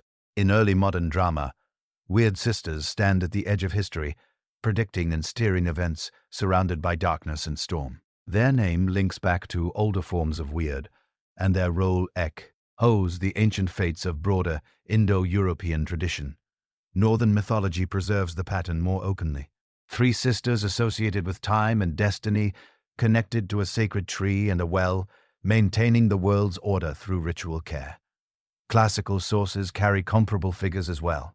Three powers who spin, measure, and cut life's thread, binding human existence to cosmic rhythm. Taken together, these parallels suggest that the Anglo-Saxons once knew a richer, more developed fate myth than surviving Old English texts are willing to state plainly. The Church's control over writing helped to suppress the names and details, but suppression is not the same as erasure. Ideas can vanish from books while remaining alive in speech, metaphor, and story patterns, only resurfacing centuries later. When literature becomes more secular and less tightly policed by religious institutions, many religions describe the divine in family terms. Some speak of a god who is a father, others of a goddess who is a mother. Motherhood is immediately visible, while fatherhood requires understanding. A child learns the word father early, but the reason behind it is usually explained much later. This knowledge, however obvious it seems today, is not universal across human cultures. There have been societies in which the role of the male in conception was denied or ignored. Among certain indigenous groups in Australia, men were not believed to take part in creating children. On the Trojan Islands, the language itself lacks a word for father because the idea was not recognized. Sexual relations were understood as pleasure or companionship rather than reproduction. Similar misunderstandings existed even in Europe, within living memory, where young women were once told that pregnancy could result from a kiss alone. In such cultural settings, it was logical to imagine a divine family up of a mother and her child without the need for a father. This pattern appears repeatedly in ancient religions. Yet, the Indo-European peoples had moved beyond this stage by at least 6,000 years ago. They understood that every child had a father, and they shaped their religious imagination accordingly. Their gods formed a family headed not by a mother, but by a father figure. This father was identified with the sky. The original name of this sky father was never written down directly, but it can be reconstructed through its descendants in later languages. Across the Indo-European world, similar names appear. In Sanskrit there is Dios, in Greek Zeus, and in Latin Jovis. These names are closely related and share the same meaning. They refer to brightness, splendor, and shining height. In other words, they refer to the sky itself. When combined with local words for father, they produce titles meaning sky father. Because this figure appears among Indians, Greeks, and Romans, it would be remarkable if the northern branches of the Indo-European world had forgotten him entirely. Northern Europe was not an isolated fringe. Its peoples belonged fully to the same linguistic and cultural family. Evidence suggests that they too remembered the Sky Father, though under a different name. Among the early peoples of northwestern Europe, that name was Tiwas. This god was known by related forms across Germanic lands. Among the Germans, he was Zu. In Scandinavia, he was Tyr. In England, he was called Tu. These names are not coincidental. They point to a shared origin, and that origin aligns closely with the ancient Sky Father known elsewhere. Some scholars have argued that the word behind these names simply meant God in a general sense. Even if that were true, the argument still leads to the same conclusion. In traditional religions, when someone speaks of the god without qualification, they almost always mean the highest god. The linguistic evidence does not weaken the case for Tiwis as the Sky Father. It strengthens it. Place names provide some of the strongest support. Across Germany, Denmark, Sweden, England, and Norway, ancient settlements and landscape features preserve forms of Tu's name. Hills, villages, clearings, and regions were named after him. This wide distribution shows that he was not a minor or local spirit. He was once central. The absence of such names in Iceland tells another part of the story, suggesting that by the time Iceland was settled, devotion to Tu had already declined. This decline is also visible in the calendar. Tiju gave his name to the third day of the week, which survives today as Tuesday. When Roman naming conventions were adopted, this day was aligned with Mars, the Roman god of war. This tells an important story. It shows that by the early centuries of the Christian era, Tu was no longer viewed primarily as a sky god. He had been redefined as a god of war. Once the chief god loses his position, another must replace him. Among the northern peoples, that role was taken by Woden. Over time, Woden absorbed many of the functions and stories that had once belonged to the Sky Father. This process was gradual and uneven, varying from region to region. Traces of the older Sky Father survived, but often in distorted form. In later Scandinavian tradition, a mysterious figure known as the All-Father appears. He is described as having existed from the beginning of time, as the creator of heaven and earth, and as the ruler of all things. He governs the movement of stars, winds, rain, and growth. He gives life to humanity and controls the structure of the cosmos. At the same time, later storytellers increasingly identified this All-Father with Woden. This created confusion. Woden was not eternal. He had parents. He was subject to fate. He did not rule with absolute power. These contradictions suggest that two distinct figures had been merged into one. The older figure was the Sky Father.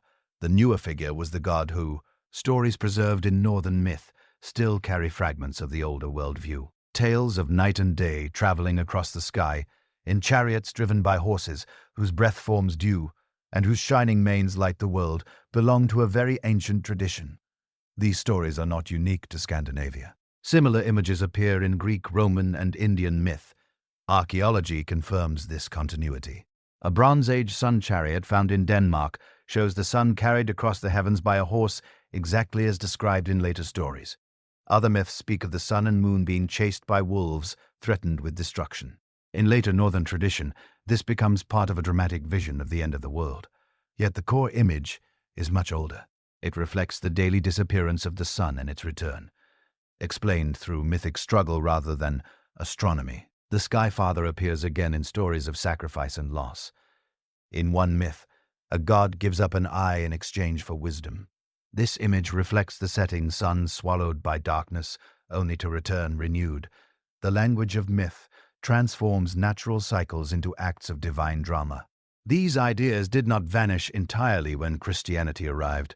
They survived in altered forms, hidden within folklore, ritual, and art. Even after conversion, people continued to tell stories, perform symbolic acts, and preserve images whose meaning stretched far beyond their new religious framework.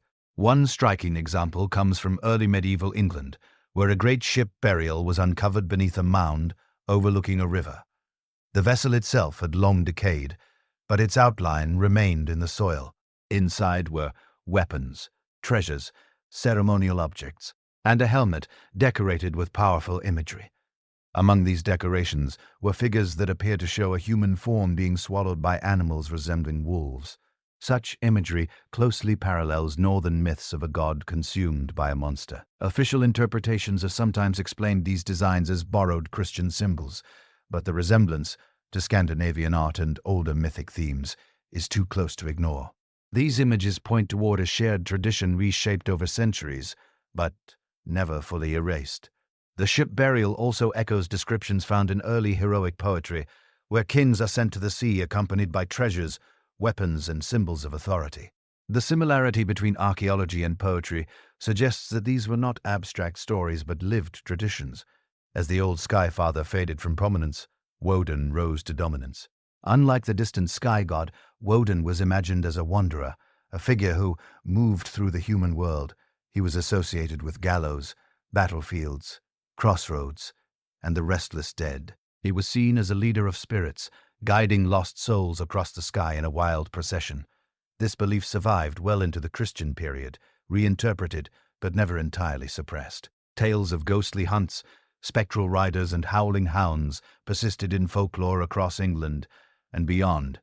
Even modern stories and songs echo these ancient themes, showing how deeply they had entered the imagination. Woden was also remembered as a master of hidden knowledge. He was linked to magic, prophecy, and the casting of lots. Ancient descriptions tell of branches marked with signs and thrown upon cloth, then read according to patterns believed to reflect divine will. Such practices were not marginal. They were central to decision-making in matters both public and private. This combination of wisdom, death, movement, and mystery set Woden happy. Art from the older Sky Father. Where the sky god governed cycles and order, Woden ruled change, fate, and uncertainty. His rise marked a shift in values toward war, leadership, and survival in a harsher world. Yet beneath Woden's dominance, the older figure never vanished completely. Fragments remained in language, in art, in seasonal rituals, and in stories that no longer named their original subject.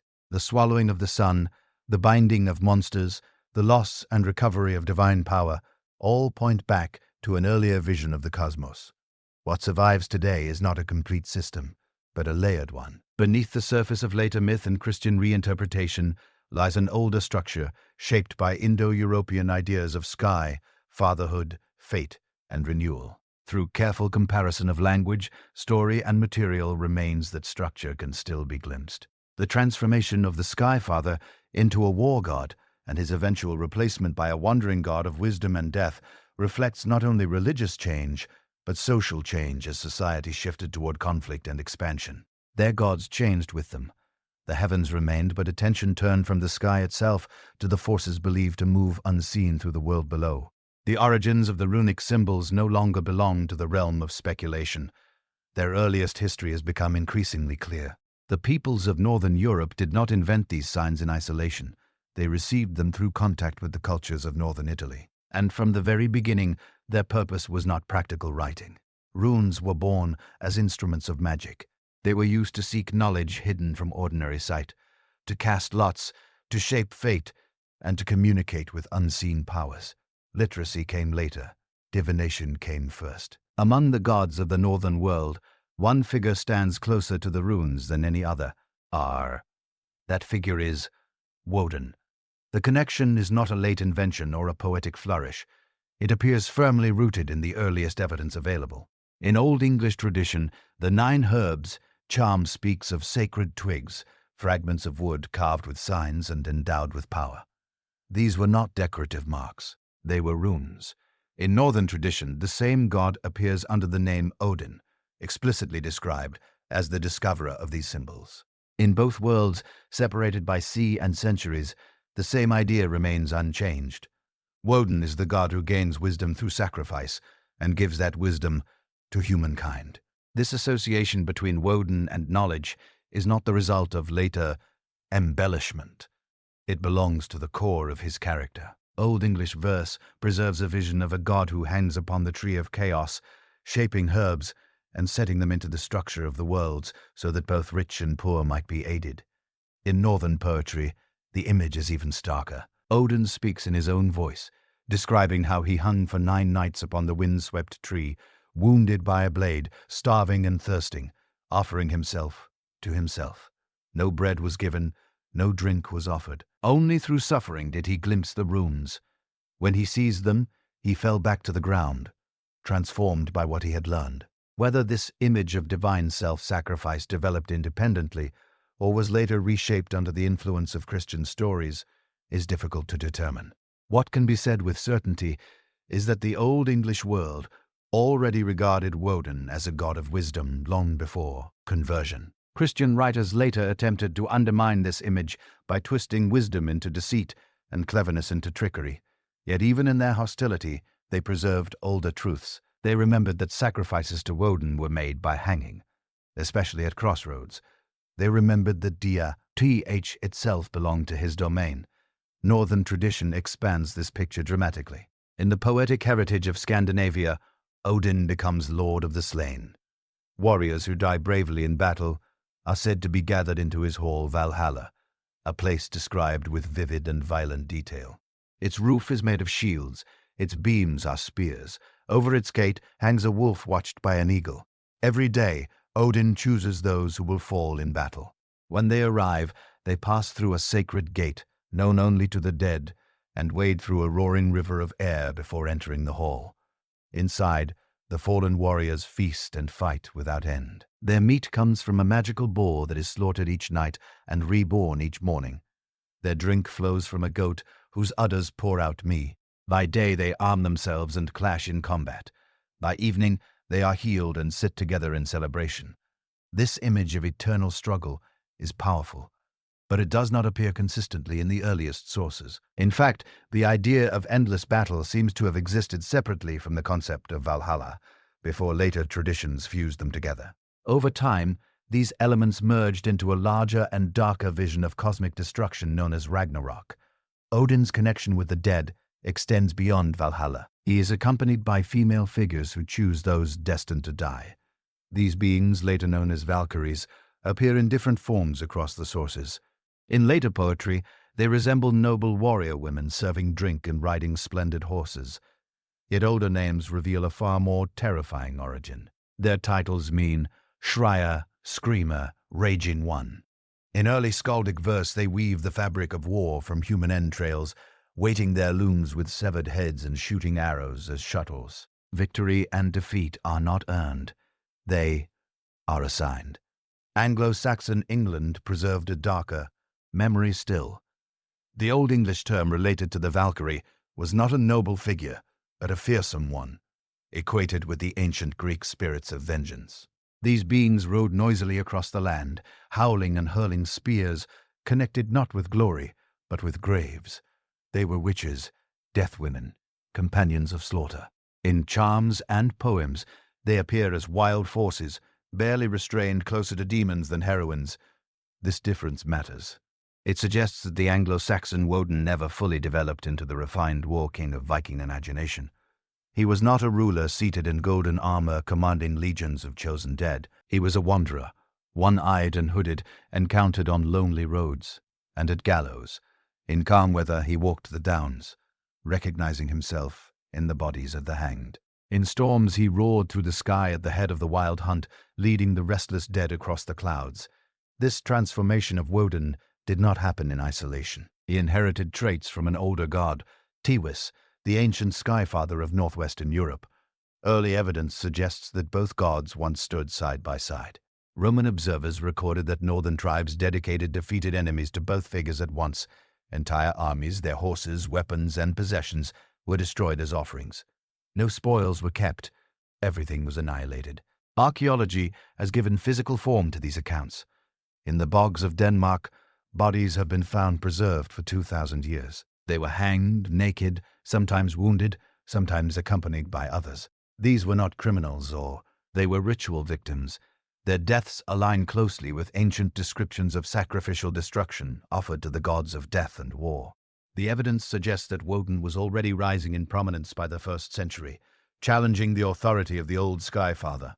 As Woden gained power, another god emerged alongside him. This was Thunor, the god of thunder. His name means exactly that. He was a storm god, a protector of crops and cattle, a force of raw strength. His origins stretch far beyond northern Europe. Similar figures appear among Indo-European peoples.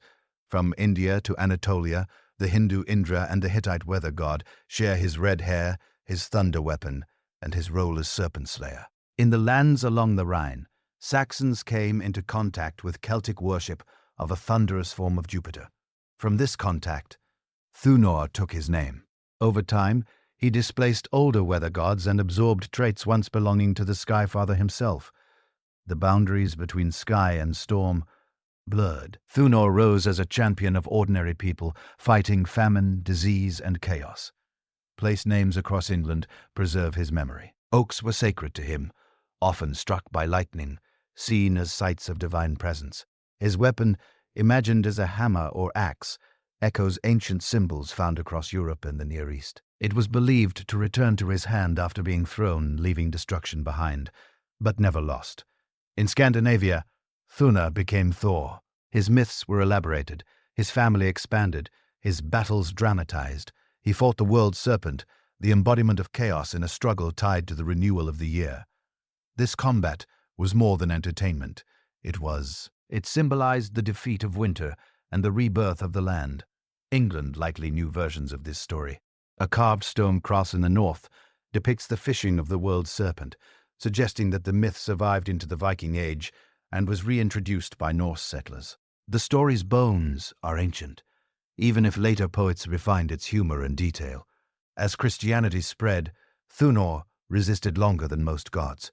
His cult traveled northward, with migrating peoples surviving in number. Iceland, Greenland, and even reaching North America with explorers who still trusted his power. Yet eventually, he too fell. Missionaries cut down his sacred oaks. Kings shattered his shrines. The white Christ replaced the red-bearded god. What remains is memory. Names carved into landscapes, stories embedded in poetry, bodies preserved in bogs, symbols etched into stone. Together they reveal a world where gods were not distant ideals, but forces embedded in weather, war, and death. Woden, Thunor, and the older Skyfather were not abstract beliefs. They were explanations for thunder, famine, victory, and loss. They shaped how people lived, fought, sacrificed, and understood their place in a violent and uncertain world. Thor cut off the ox's head and carried it down to the shore, where Hymir was already pushing the boat into the water. As Thor stepped aboard, he settled himself heavily at the bottom, took up a pair of oars, and began to row. Despite the force of his strokes, Hymir thought their progress painfully slow. From the prow, the giant pulled harder, trying to quicken the pace. At last, he announced that they had reached the fishing grounds where he normally caught flatfish. Thor objected at once and insisted they row much farther out to sea. Reluctantly, Hymir agreed, and they continued onward. After a while, Hymir warned that they had gone far enough.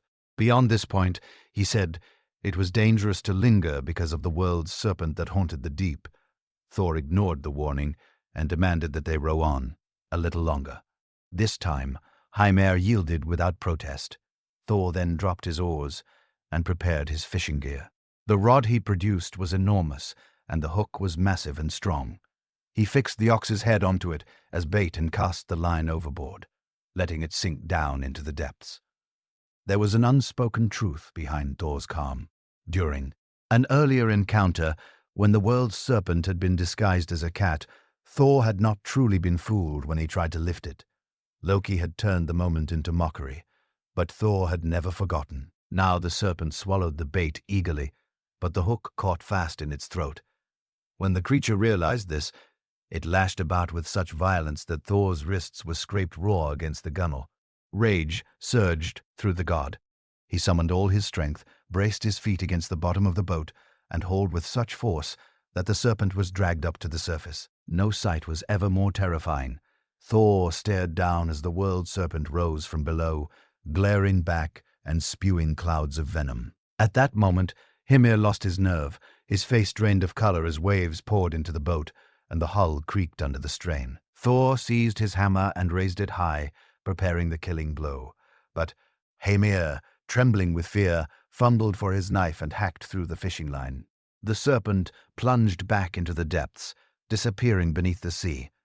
Thor stood there, hammer raised, while people later argued over what might have happened had the blow fallen. Some believed the god would have smashed the monster's head and saved the world from its doom.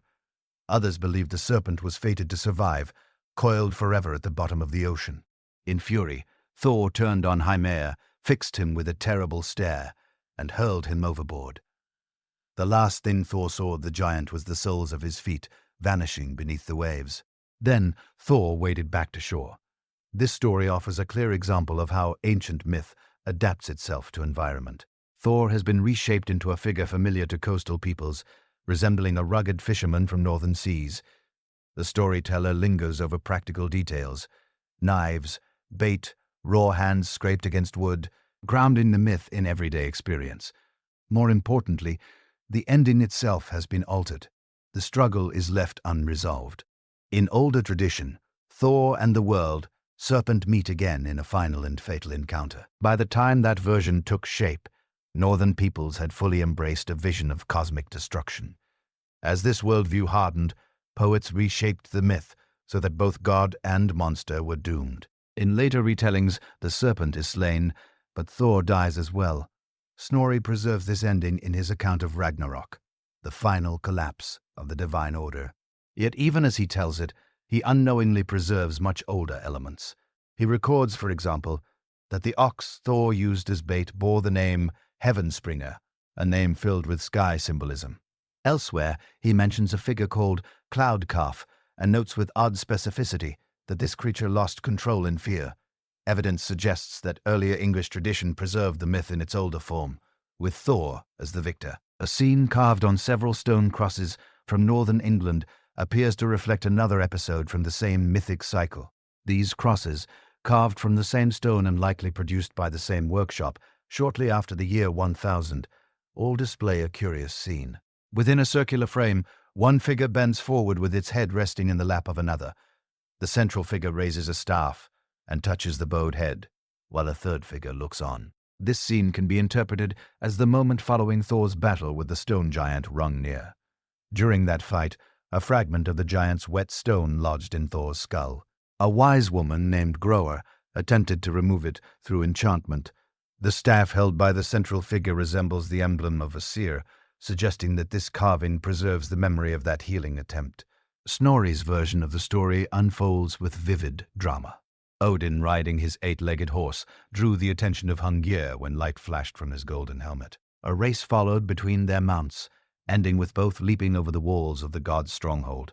Hrungnir was granted hospitality, but soon grew boastful and drunk, threatening to carry off the goddesses. Thor was summoned, and a duel was arranged.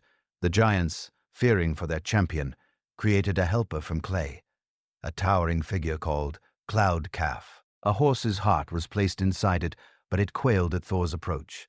Hungir himself stood ready with shield and whetstone. When Thor's hammer flew, Hungir hurled the whetstone in return.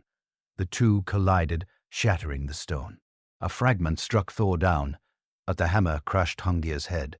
The giant fell, trapping Thor beneath his leg. Only Thor's infant son, Magni, could lift the limb and free his father. Thor returned home with the stone still lodged in his head. When Groa resumed her spell, Thor distracted her by telling her that he had carried her husband home from the giant lands and cast his frozen toe into the sky as a star. Overjoyed, Groa forgot her spell, and the stone remained. This story, tangled with layers of older myth, was clearly known in England. The Frank's casket carved around the year 700 depicts Orvandil defending his home. His name appears directly on the object, confirming the identity. The same figure survives in English tradition as the morning star, showing that the myth belongs to a shared northern heritage. Thor himself emerges from these stories as one of the most fully realized gods of northern Europe. His roots stretch back to Indo-European antiquity, though his name was shaped in the Rhine lands, where Saxons and Celts met. Red-haired and immensely strong, he ruled storms and protected the world from giants. His hammer embodied thunder and lightning. Despite his temper, he was always believed to favor humankind. As peoples migrated, Thor's worship traveled north and west. In Scandinavia, he flourished, though in some regions he later yielded prominence to other gods. Even so, his hold remained strong in Norway and Iceland, and his name reached Greenland and beyond. Though later poets claimed he perished at the world's end, earlier belief held that he overcame the serpent. Historically, his decline came not through myth, but through conversion as the old gods gave way to the new faith. Frigg presents a different challenge. Little survives from English sources, largely because the Church allowed no rival to its own sacred mother. Still, her importance is clear. One day of the week bears her name, aligning her with love and fertility. Place names scattered across England suggest sites once dedicated to her. Her name means beloved. She appears as the wife of the chief god and the mother of the divine family. In later tradition, she's also linked to the earth itself. These identities overlap until Frigg and earth become indistinguishable. Ancient English ritual confirms the worship of earth as the giver of fertility, hailed as the mother of men and invoked to bless the fields. Classical writers describe tribes who worshipped a goddess drawn in a sacred wagon bringing peace wherever she traveled. One of those tribes later became part of the English people. This confirms that reverence for earth predates migration to Britain. Long before patriarchal systems took root, the Earth Mother held supreme authority. Across the ancient world, she appeared under many names, always accompanied by a youthful consort who died with the year and returned in spring. This pattern spread from the Near East into Europe, reshaping local beliefs. Norse tradition places Frey and his sister Freya within a distinct divine family. Their father is named Nord, and the striking detail is what is not said. A mother is never clearly given. Together, father and the two children belong to the Vanir, a group openly treated as separate in origin from the Aesir, the better-known gods of the northern stories. Most surviving material about the Vanir comes from Icelandic and Scandinavian writing. So, a modern reader could easily assume this cult was limited to the far north. Yet, the trail runs wider, and it runs earlier. The name Anarord itself points toward an older layer. It mirrors a figure described by Roman writers under the name Nerus, a sacred Mother Earth worshipped among northern peoples on the continent. That connection matters because one of the tribes listed among the worshippers is tied to the same population stream that later becomes part of early England.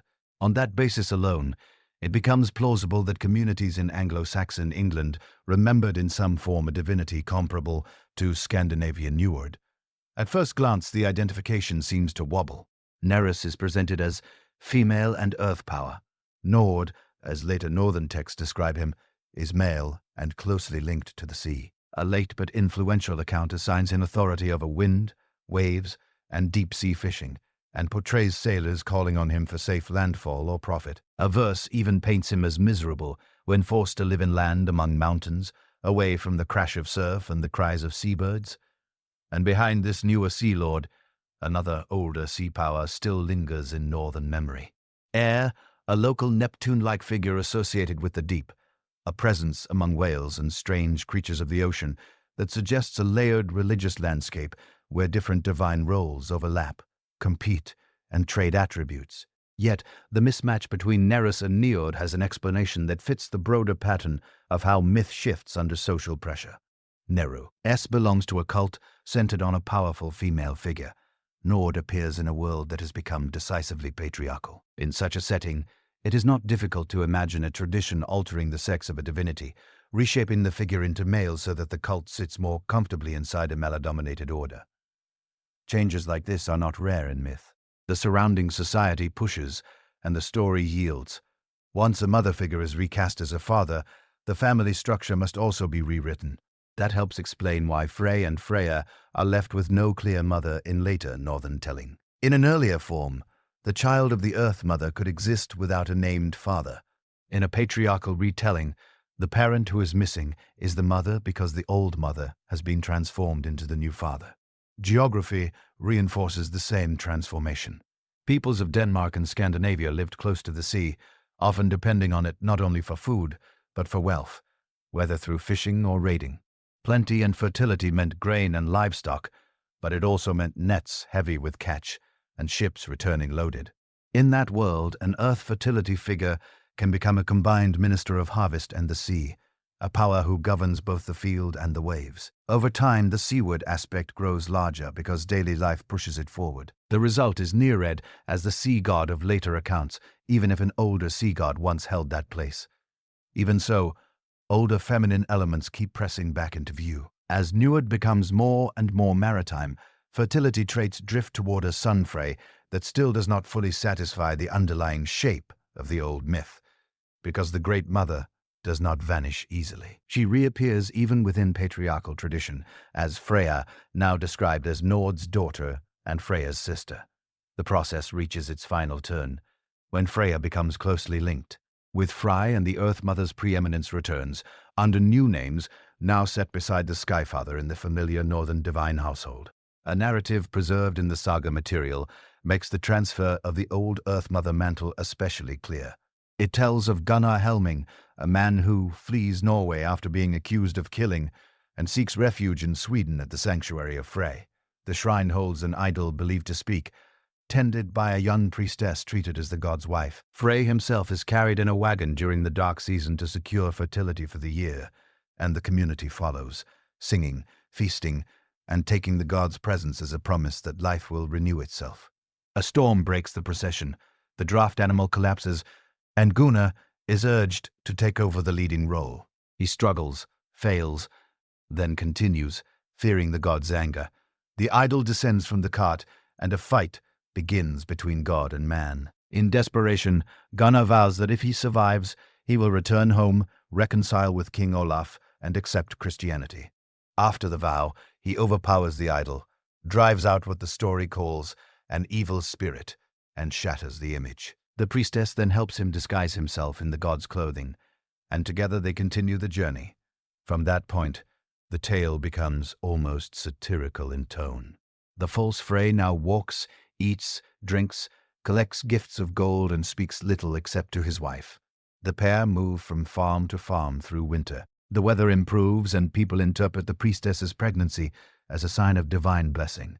Reports spread, reach Norway, and eventually reach King Olaf, who recognizes the deception and sends a pardon. Gunnar and the priestess escape, carrying as much treasure as they can. Even with its late Christian-colored twist, the core of the episode matches the older continental picture. A divinity associated with fertility is taken from place to place in a wagon. Wherever the wagon stops, there is feasting. The purpose is prosperity, renewal, peace, and a good season. That is the same structure described for Nereus. The details differ, the names shift, and the gender of the divinity has been rearranged by the time the story is written down. But the skeleton remains. The simplest reading is that the old Nereus-type mantle has passed to Frey in the northern setting. Beyond this, other clues suggest that the English-speaking world carried related memories. Frey's very name means lord and Freya's means lady, titles that echo a wider pattern seen in ancient fertility cults across many regions. In Sweden, Frey is closely linked with the name Yngvi, and his line is remembered as the Ynglings, a royal lineage traced back to him. A parallel appears in England in the name Yng, a figure remembered in old tradition as having once been seen among the East Danes and then departing across the waves in a wagon. That single image, a divine figure tied to the people, traveling by wagon, then disappearing over the sea, fits too closely to the Norse pattern to ignore. It also resonates with the broader theme of a vegetation power who leaves and returns with the season. Language preserves further shadows. The word lord in English poetry is often Freya, a term used so frequently that it becomes almost transparent, a normal label for a ruler. In Christian poetry, it can be transferred to Christ, a sign that older titles did not disappear, but were redirected. This replacement is not random. It follows the pattern of conversion, where old terms survive as shells filled with new meaning. Peace and plenty also cling to the same cluster of ideas. Classical description links Neris with a sacred time when weapons are put away and conflict pauses. Northern tradition similarly associates Frey with peace and abundant seasons. A later writer even describes how world peace was proclaimed under a Roman emperor at the time of Christ's birth, and then notes how northern people attached the name of a powerful king to the concept of peace, blending Christian and older cultural memories. The result is a landscape where older fertility peace ideas persist, but their labels keep changing. The story of Frey's longing for the giant maiden Gerda shows the same mythic machinery at work. Frey sees her from afar, is overwhelmed, and falls into a silence so deep that he will not sleep, eat, or speak. His father Nord sends Skier, a trusted attendant, to discover the cause. Frey admits his desire and demands that Gered be won for him, offering rich rewards. Skier agrees, but only after bargaining, and Frey hands over a weapon that fights on its own. Skier travels, secures Gered as promised to meet Frey after a set time, and returns with the news. Frey responds with the impatience of obsession. Even one night feels too long, he complains, and the waiting is agony. The myth explains in its own symbolic way why Frey later faces danger without his proper weapon. Under the surface, this is another version of the vegetation story. The beloved is absent, shut away, and must be brought back so that the world can renew itself. The roles have been rearranged for a patriarchal setting. In older fertility myths, the goddess often mourns a lost lover. Here, a male figure grieves for an unreachable bride. Even the location of their meeting is revealing. It is named with a word connected to barley or grain, as if the story cannot resist, leaving a farming imprint in the landscape. Archaeology supports this symbolic reading. Small gold plaques from Scandinavia show a man and woman facing one another, sometimes with a stalk of vegetation between them. It is hard to separate such images from the theme of fertility, courtship, and seasonal renewal that saturates the stories. Freya's surviving portrait in northern writing reinforces the same older pattern. She is praised above other women as a figure people call upon for help. She weeps for a husband or partner who wanders far away, and her tears become red gold. She bears many names explained as disguises used while searching among distant peoples.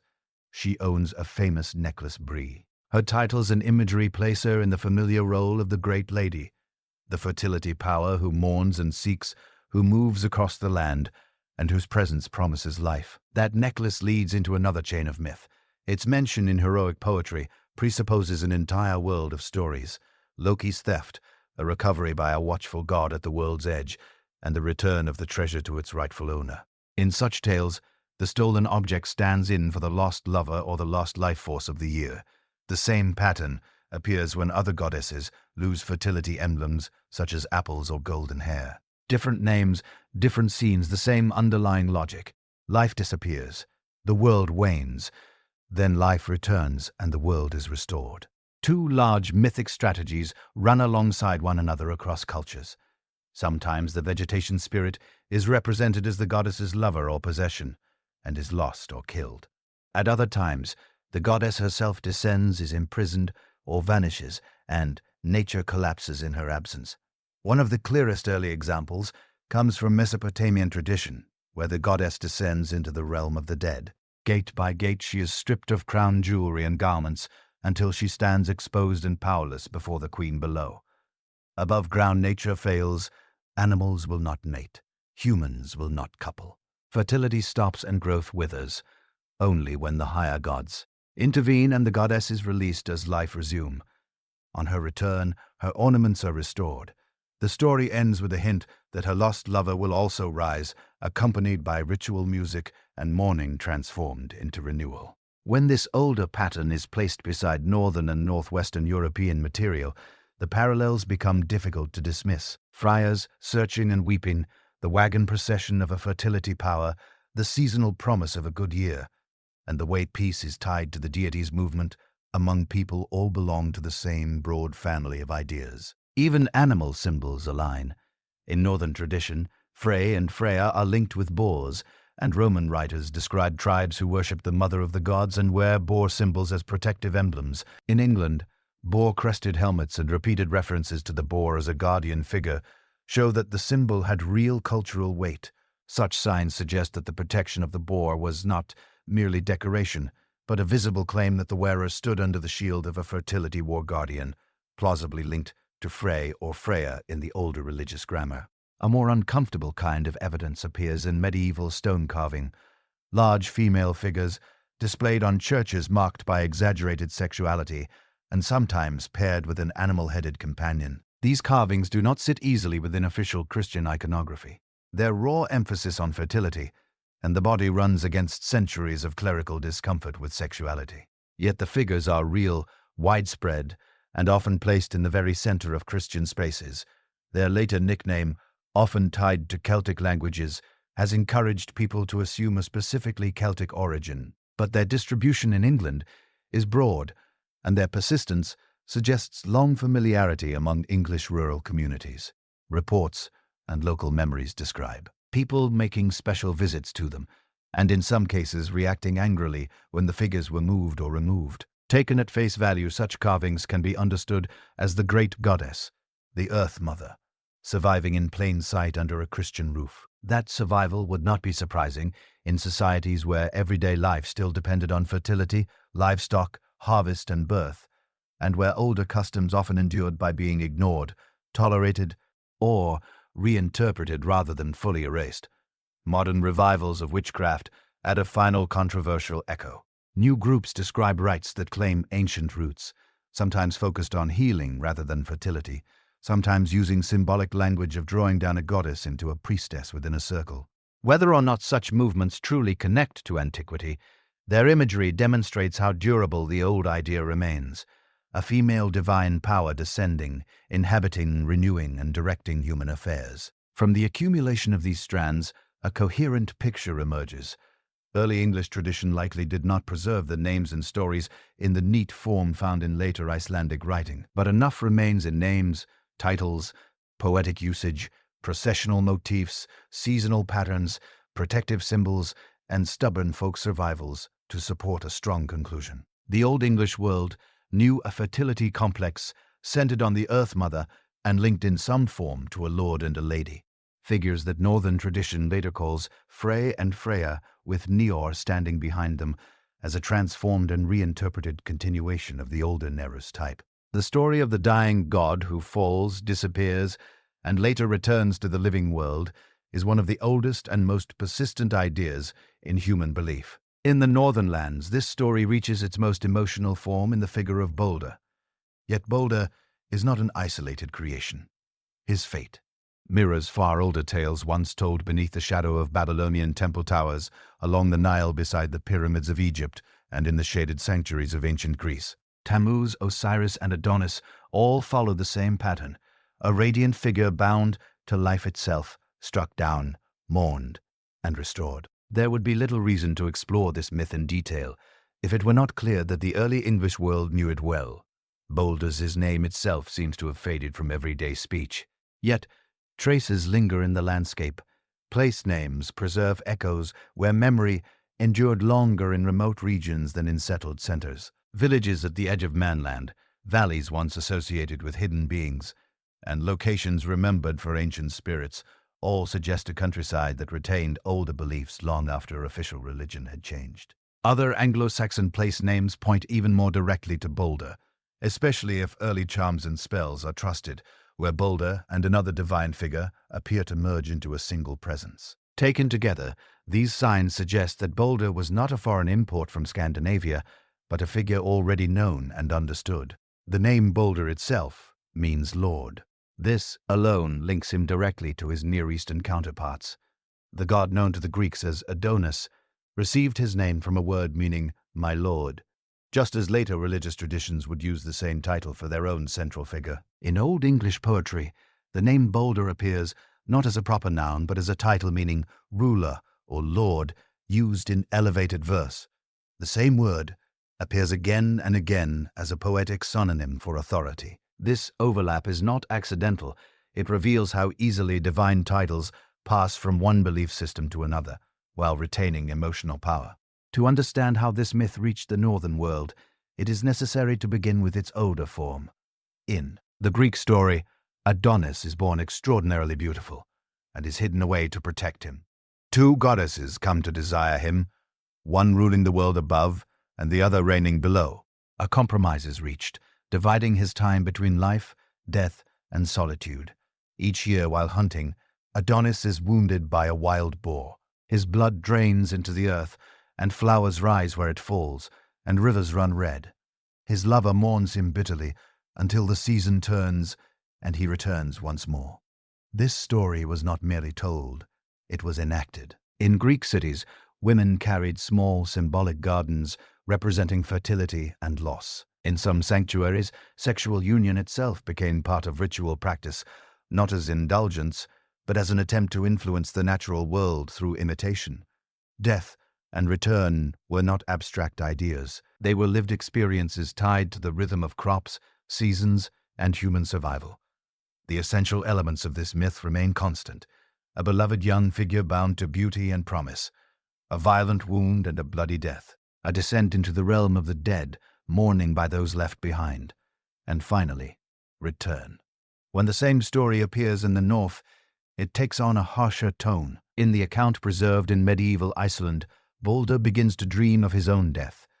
These dreams alarm the gods, who attempt to protect him by extracting promises from everything in existence, never to harm him. Fire, water, stone, metal, disease, animals, and poisons all swear obedience. Confident in this protection, the gods turn Balder into a living target, throwing weapons at him for amusement as they bounce harmlessly away. Only one thing is overlooked: a young sprout of mistletoe, deemed too small and harmless to matter. This omission proves fatal. Through deception, the blind god is guided to throw the mistletoe at Balder. The shaft strikes true. Balder falls dead, and see. Lents spreads through the divine assembly. Grief overwhelms the gods. Their protection has failed. Nothing can undo what has happened. Balder's body is carried to the shore and placed upon his great ship, the largest vessel ever built. His funeral becomes a spectacle of cosmic scale. Giants are summoned to set the ship in motion. Fire consumes the vessel. Balder's wife collapses in grief and is burned beside him. Even the gods struggle to restrain their rage as the flames rise. Yet death is not the end. A messenger rides to the realm of the dead to plead for Balder's return. The queen of that realm agrees on one condition: every being in existence must mourn him. Messengers spread across the worlds, and everything weeps. Stones release moisture. Trees shed sap. Metal drips as it warms. Only one figure refuses. Because of that single refusal, Balder remains among the dead. At this point, the northern version breaks sharply from the older myth. There is no immediate return. The god remains lost. The world moves toward catastrophe. This change reflects the world that shaped the story. The early farming societies that first told the myth depended on predictable seasons and renewal. But the later northern world had changed. Life revolved increasingly around the sea, warfare, and sudden death. Violence became constant. Stability vanished. In such a world, the promise of return no longer felt certain. The myth adapted. The god died and stayed dead, yet the older truth refused to disappear entirely. Even in the northern poems, hints remain. At the end of time, after the destruction of gods and world alike, a new earth rises, fields grow without being sown, illness fades, and Balder returns. This return is quiet, almost reluctant, placed among lesser figures rather than at the center. But it is there. The tradition was too strong to erase. The question then arises, was the story known in early England? Evidence suggests it was. A Christian poem composed in Old English long before large-scale Scandinavian settlement contains striking parallels. The poem describes a noble figure, pierced by weapons, bleeding openly while all creation mourns. Trees, earth, and sky react to the death. The imagery is not drawn from biblical texts. It comes from an older source. The poem reshapes the crucifixion itself. Christ is presented not as a passive victim, but as a willing warrior. The cross speaks, remembers being cut down, raised up, drenched in blood. Spears strike, blood flows, darkness spreads across the land. Creation weeps. These elements do not belong to Christian tradition alone. They echo the story of the bleeding God. The blind figure who strikes the fatal blow appears again under a different name. The old God has been absorbed, transformed, and carried forward under a new identity. This transformation was not deliberate deception. It was continuity. Old symbols remained powerful. They were reused because they still resonated. Behind all of this stands the larger northern worldview. In this vision, the universe itself is born from violence. A giant is killed, and from his body the world is formed. His blood becomes the sea. His bones become mountains. His skull becomes the sky. Even humanity emerges from driftwood shaped by divine hands. The gods rule for a time, but fate moves steadily toward destruction. Monsters abound, but not destroyed. A final battle is inevitable. Fire consumes the world. Yet even here, rebirth follows. 2 humans survive. A green earth rises from the sea, and Balder returns. The myth of the dying god was never lost.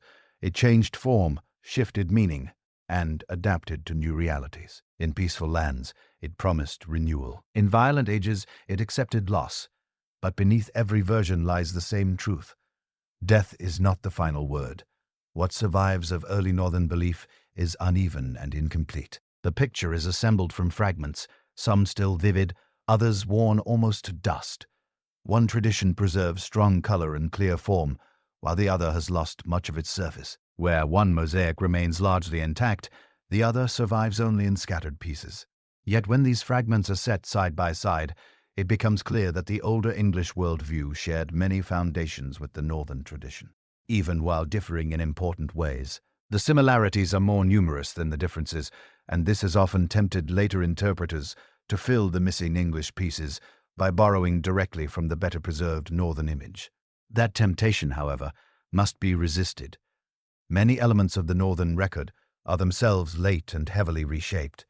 They belong to a particular environment and reflect centuries of local development. The traditions preserved in Iceland and Norway are not neutral mirrors of a shared past, but regional expressions shaped by landscape, history, and social change. Even so, the shared vocabulary of the northern peoples points unmistakably to a common inheritance. Words for fate, gods, the world, and its structure appear across related languages in slightly altered forms. These are not borrowings, but parallel survivals from an older tongue once spoken across northwestern Europe. Despite this shared foundation, belief was never fully uniform. The idea that all northern peoples followed a single identical religion does not withstand close examination. The surviving stories themselves are incomplete and sometimes contradictory. Different versions of the same myth coexist even within a single tradition. What survives is not a single system, but a layered and evolving body of belief. Certain core ideas, however, reach back to deep antiquity. This is especially clear in how the universe was imagined. The world was not seen as an isolated object, but as part of a larger structure. It occupied a middle position. Surrounded by other realms, heaven was above, the land of the dead below. Movement upward led toward light and order, movement downward toward darkness and dissolution. This vertical structure appears consistently across northern languages and traditions. The world itself was understood as an enclosure, a defined space set apart from what lay beyond. It was imagined as a protected middle ground surrounded by sea and bordered by forces both hostile and necessary. Beyond its limits lay chaos, giants, and powers too great to be contained. This conception did not belong to one people alone, but was shared across the region. The northern tradition describes a complex universe made up of multiple realms. Gods, spirits, humans, giants, and the dead each occupied their own domains. Some traditions speak of 9 such worlds, others of 7. Whether these numbers were symbolic or literal mattered less than the underlying idea.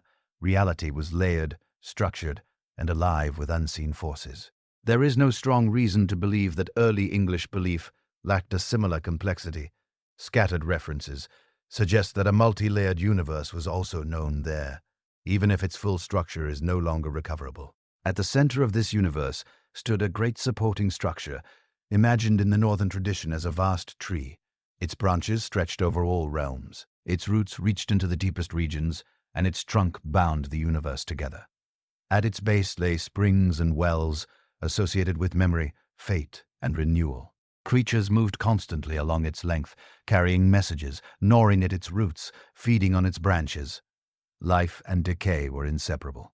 This image should not be dismissed as a purely northern invention. While written English sources preserve little direct reference to such a structure, physical evidence suggests that sacred trees and pillars once played a central role in religious life across the region. Wooden columns were revered, poles were raised near shrines, and ritual gatherings took place around them. Even after conversion, echoes of this reverence survived in seasonal customs and communal celebrations. One such pillar was once venerated on the continent, standing near a sacred site and associated with divine power.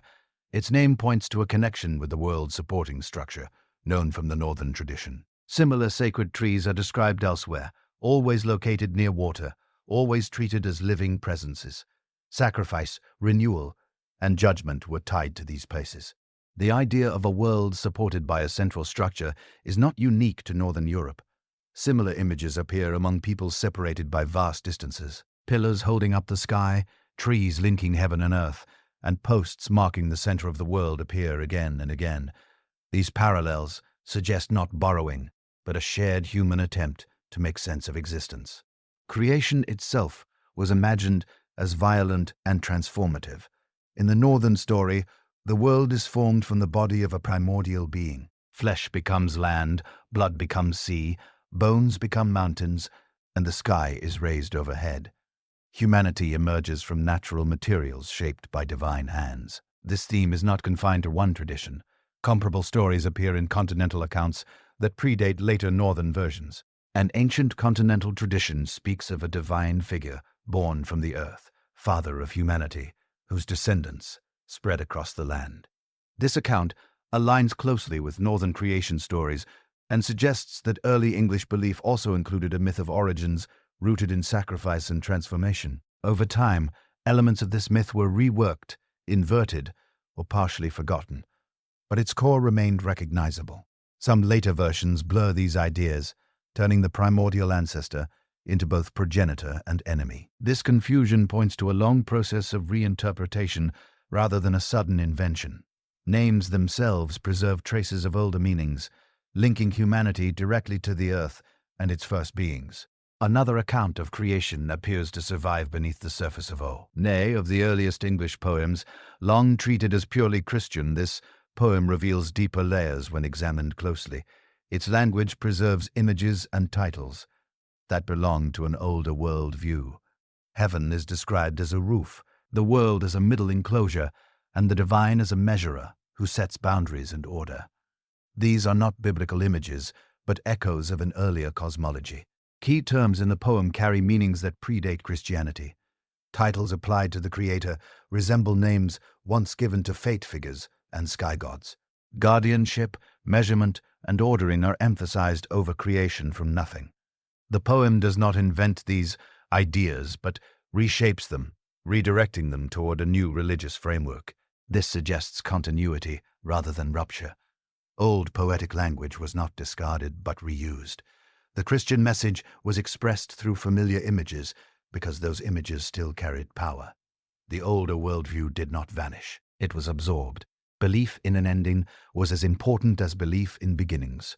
Many traditions accept the idea of a final reckoning or transformation.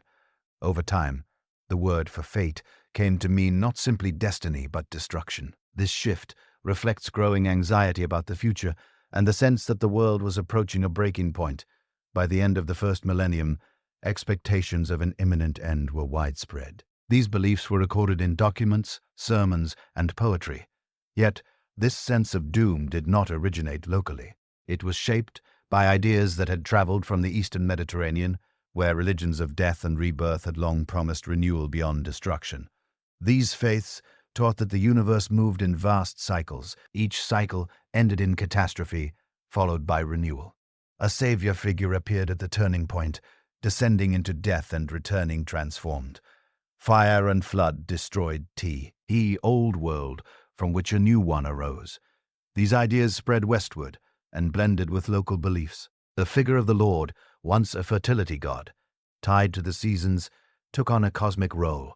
His death and return came to symbolize not just the cycle of crops, but the fate of the universe itself. In the northern world, this transformation took a darker turn. The end became final. Renewal was diminished or forgotten. Destruction overshadowed rebirth. This reflected a society shaped by warfare, hardship, and instability. The English tradition followed a different path. Conversion came earlier, and long periods of relative stability followed. Rather than developing a fully destructive final myth, older ideas were redirected. The old gods were replaced not by annihilation, but by a figure of peace, whose story mirrored that of the dying and returning Lord. This helps explain why Christianity was accepted to ordinary people. It did not arrive as an abstract doctrine. It arrived as a story they already understood.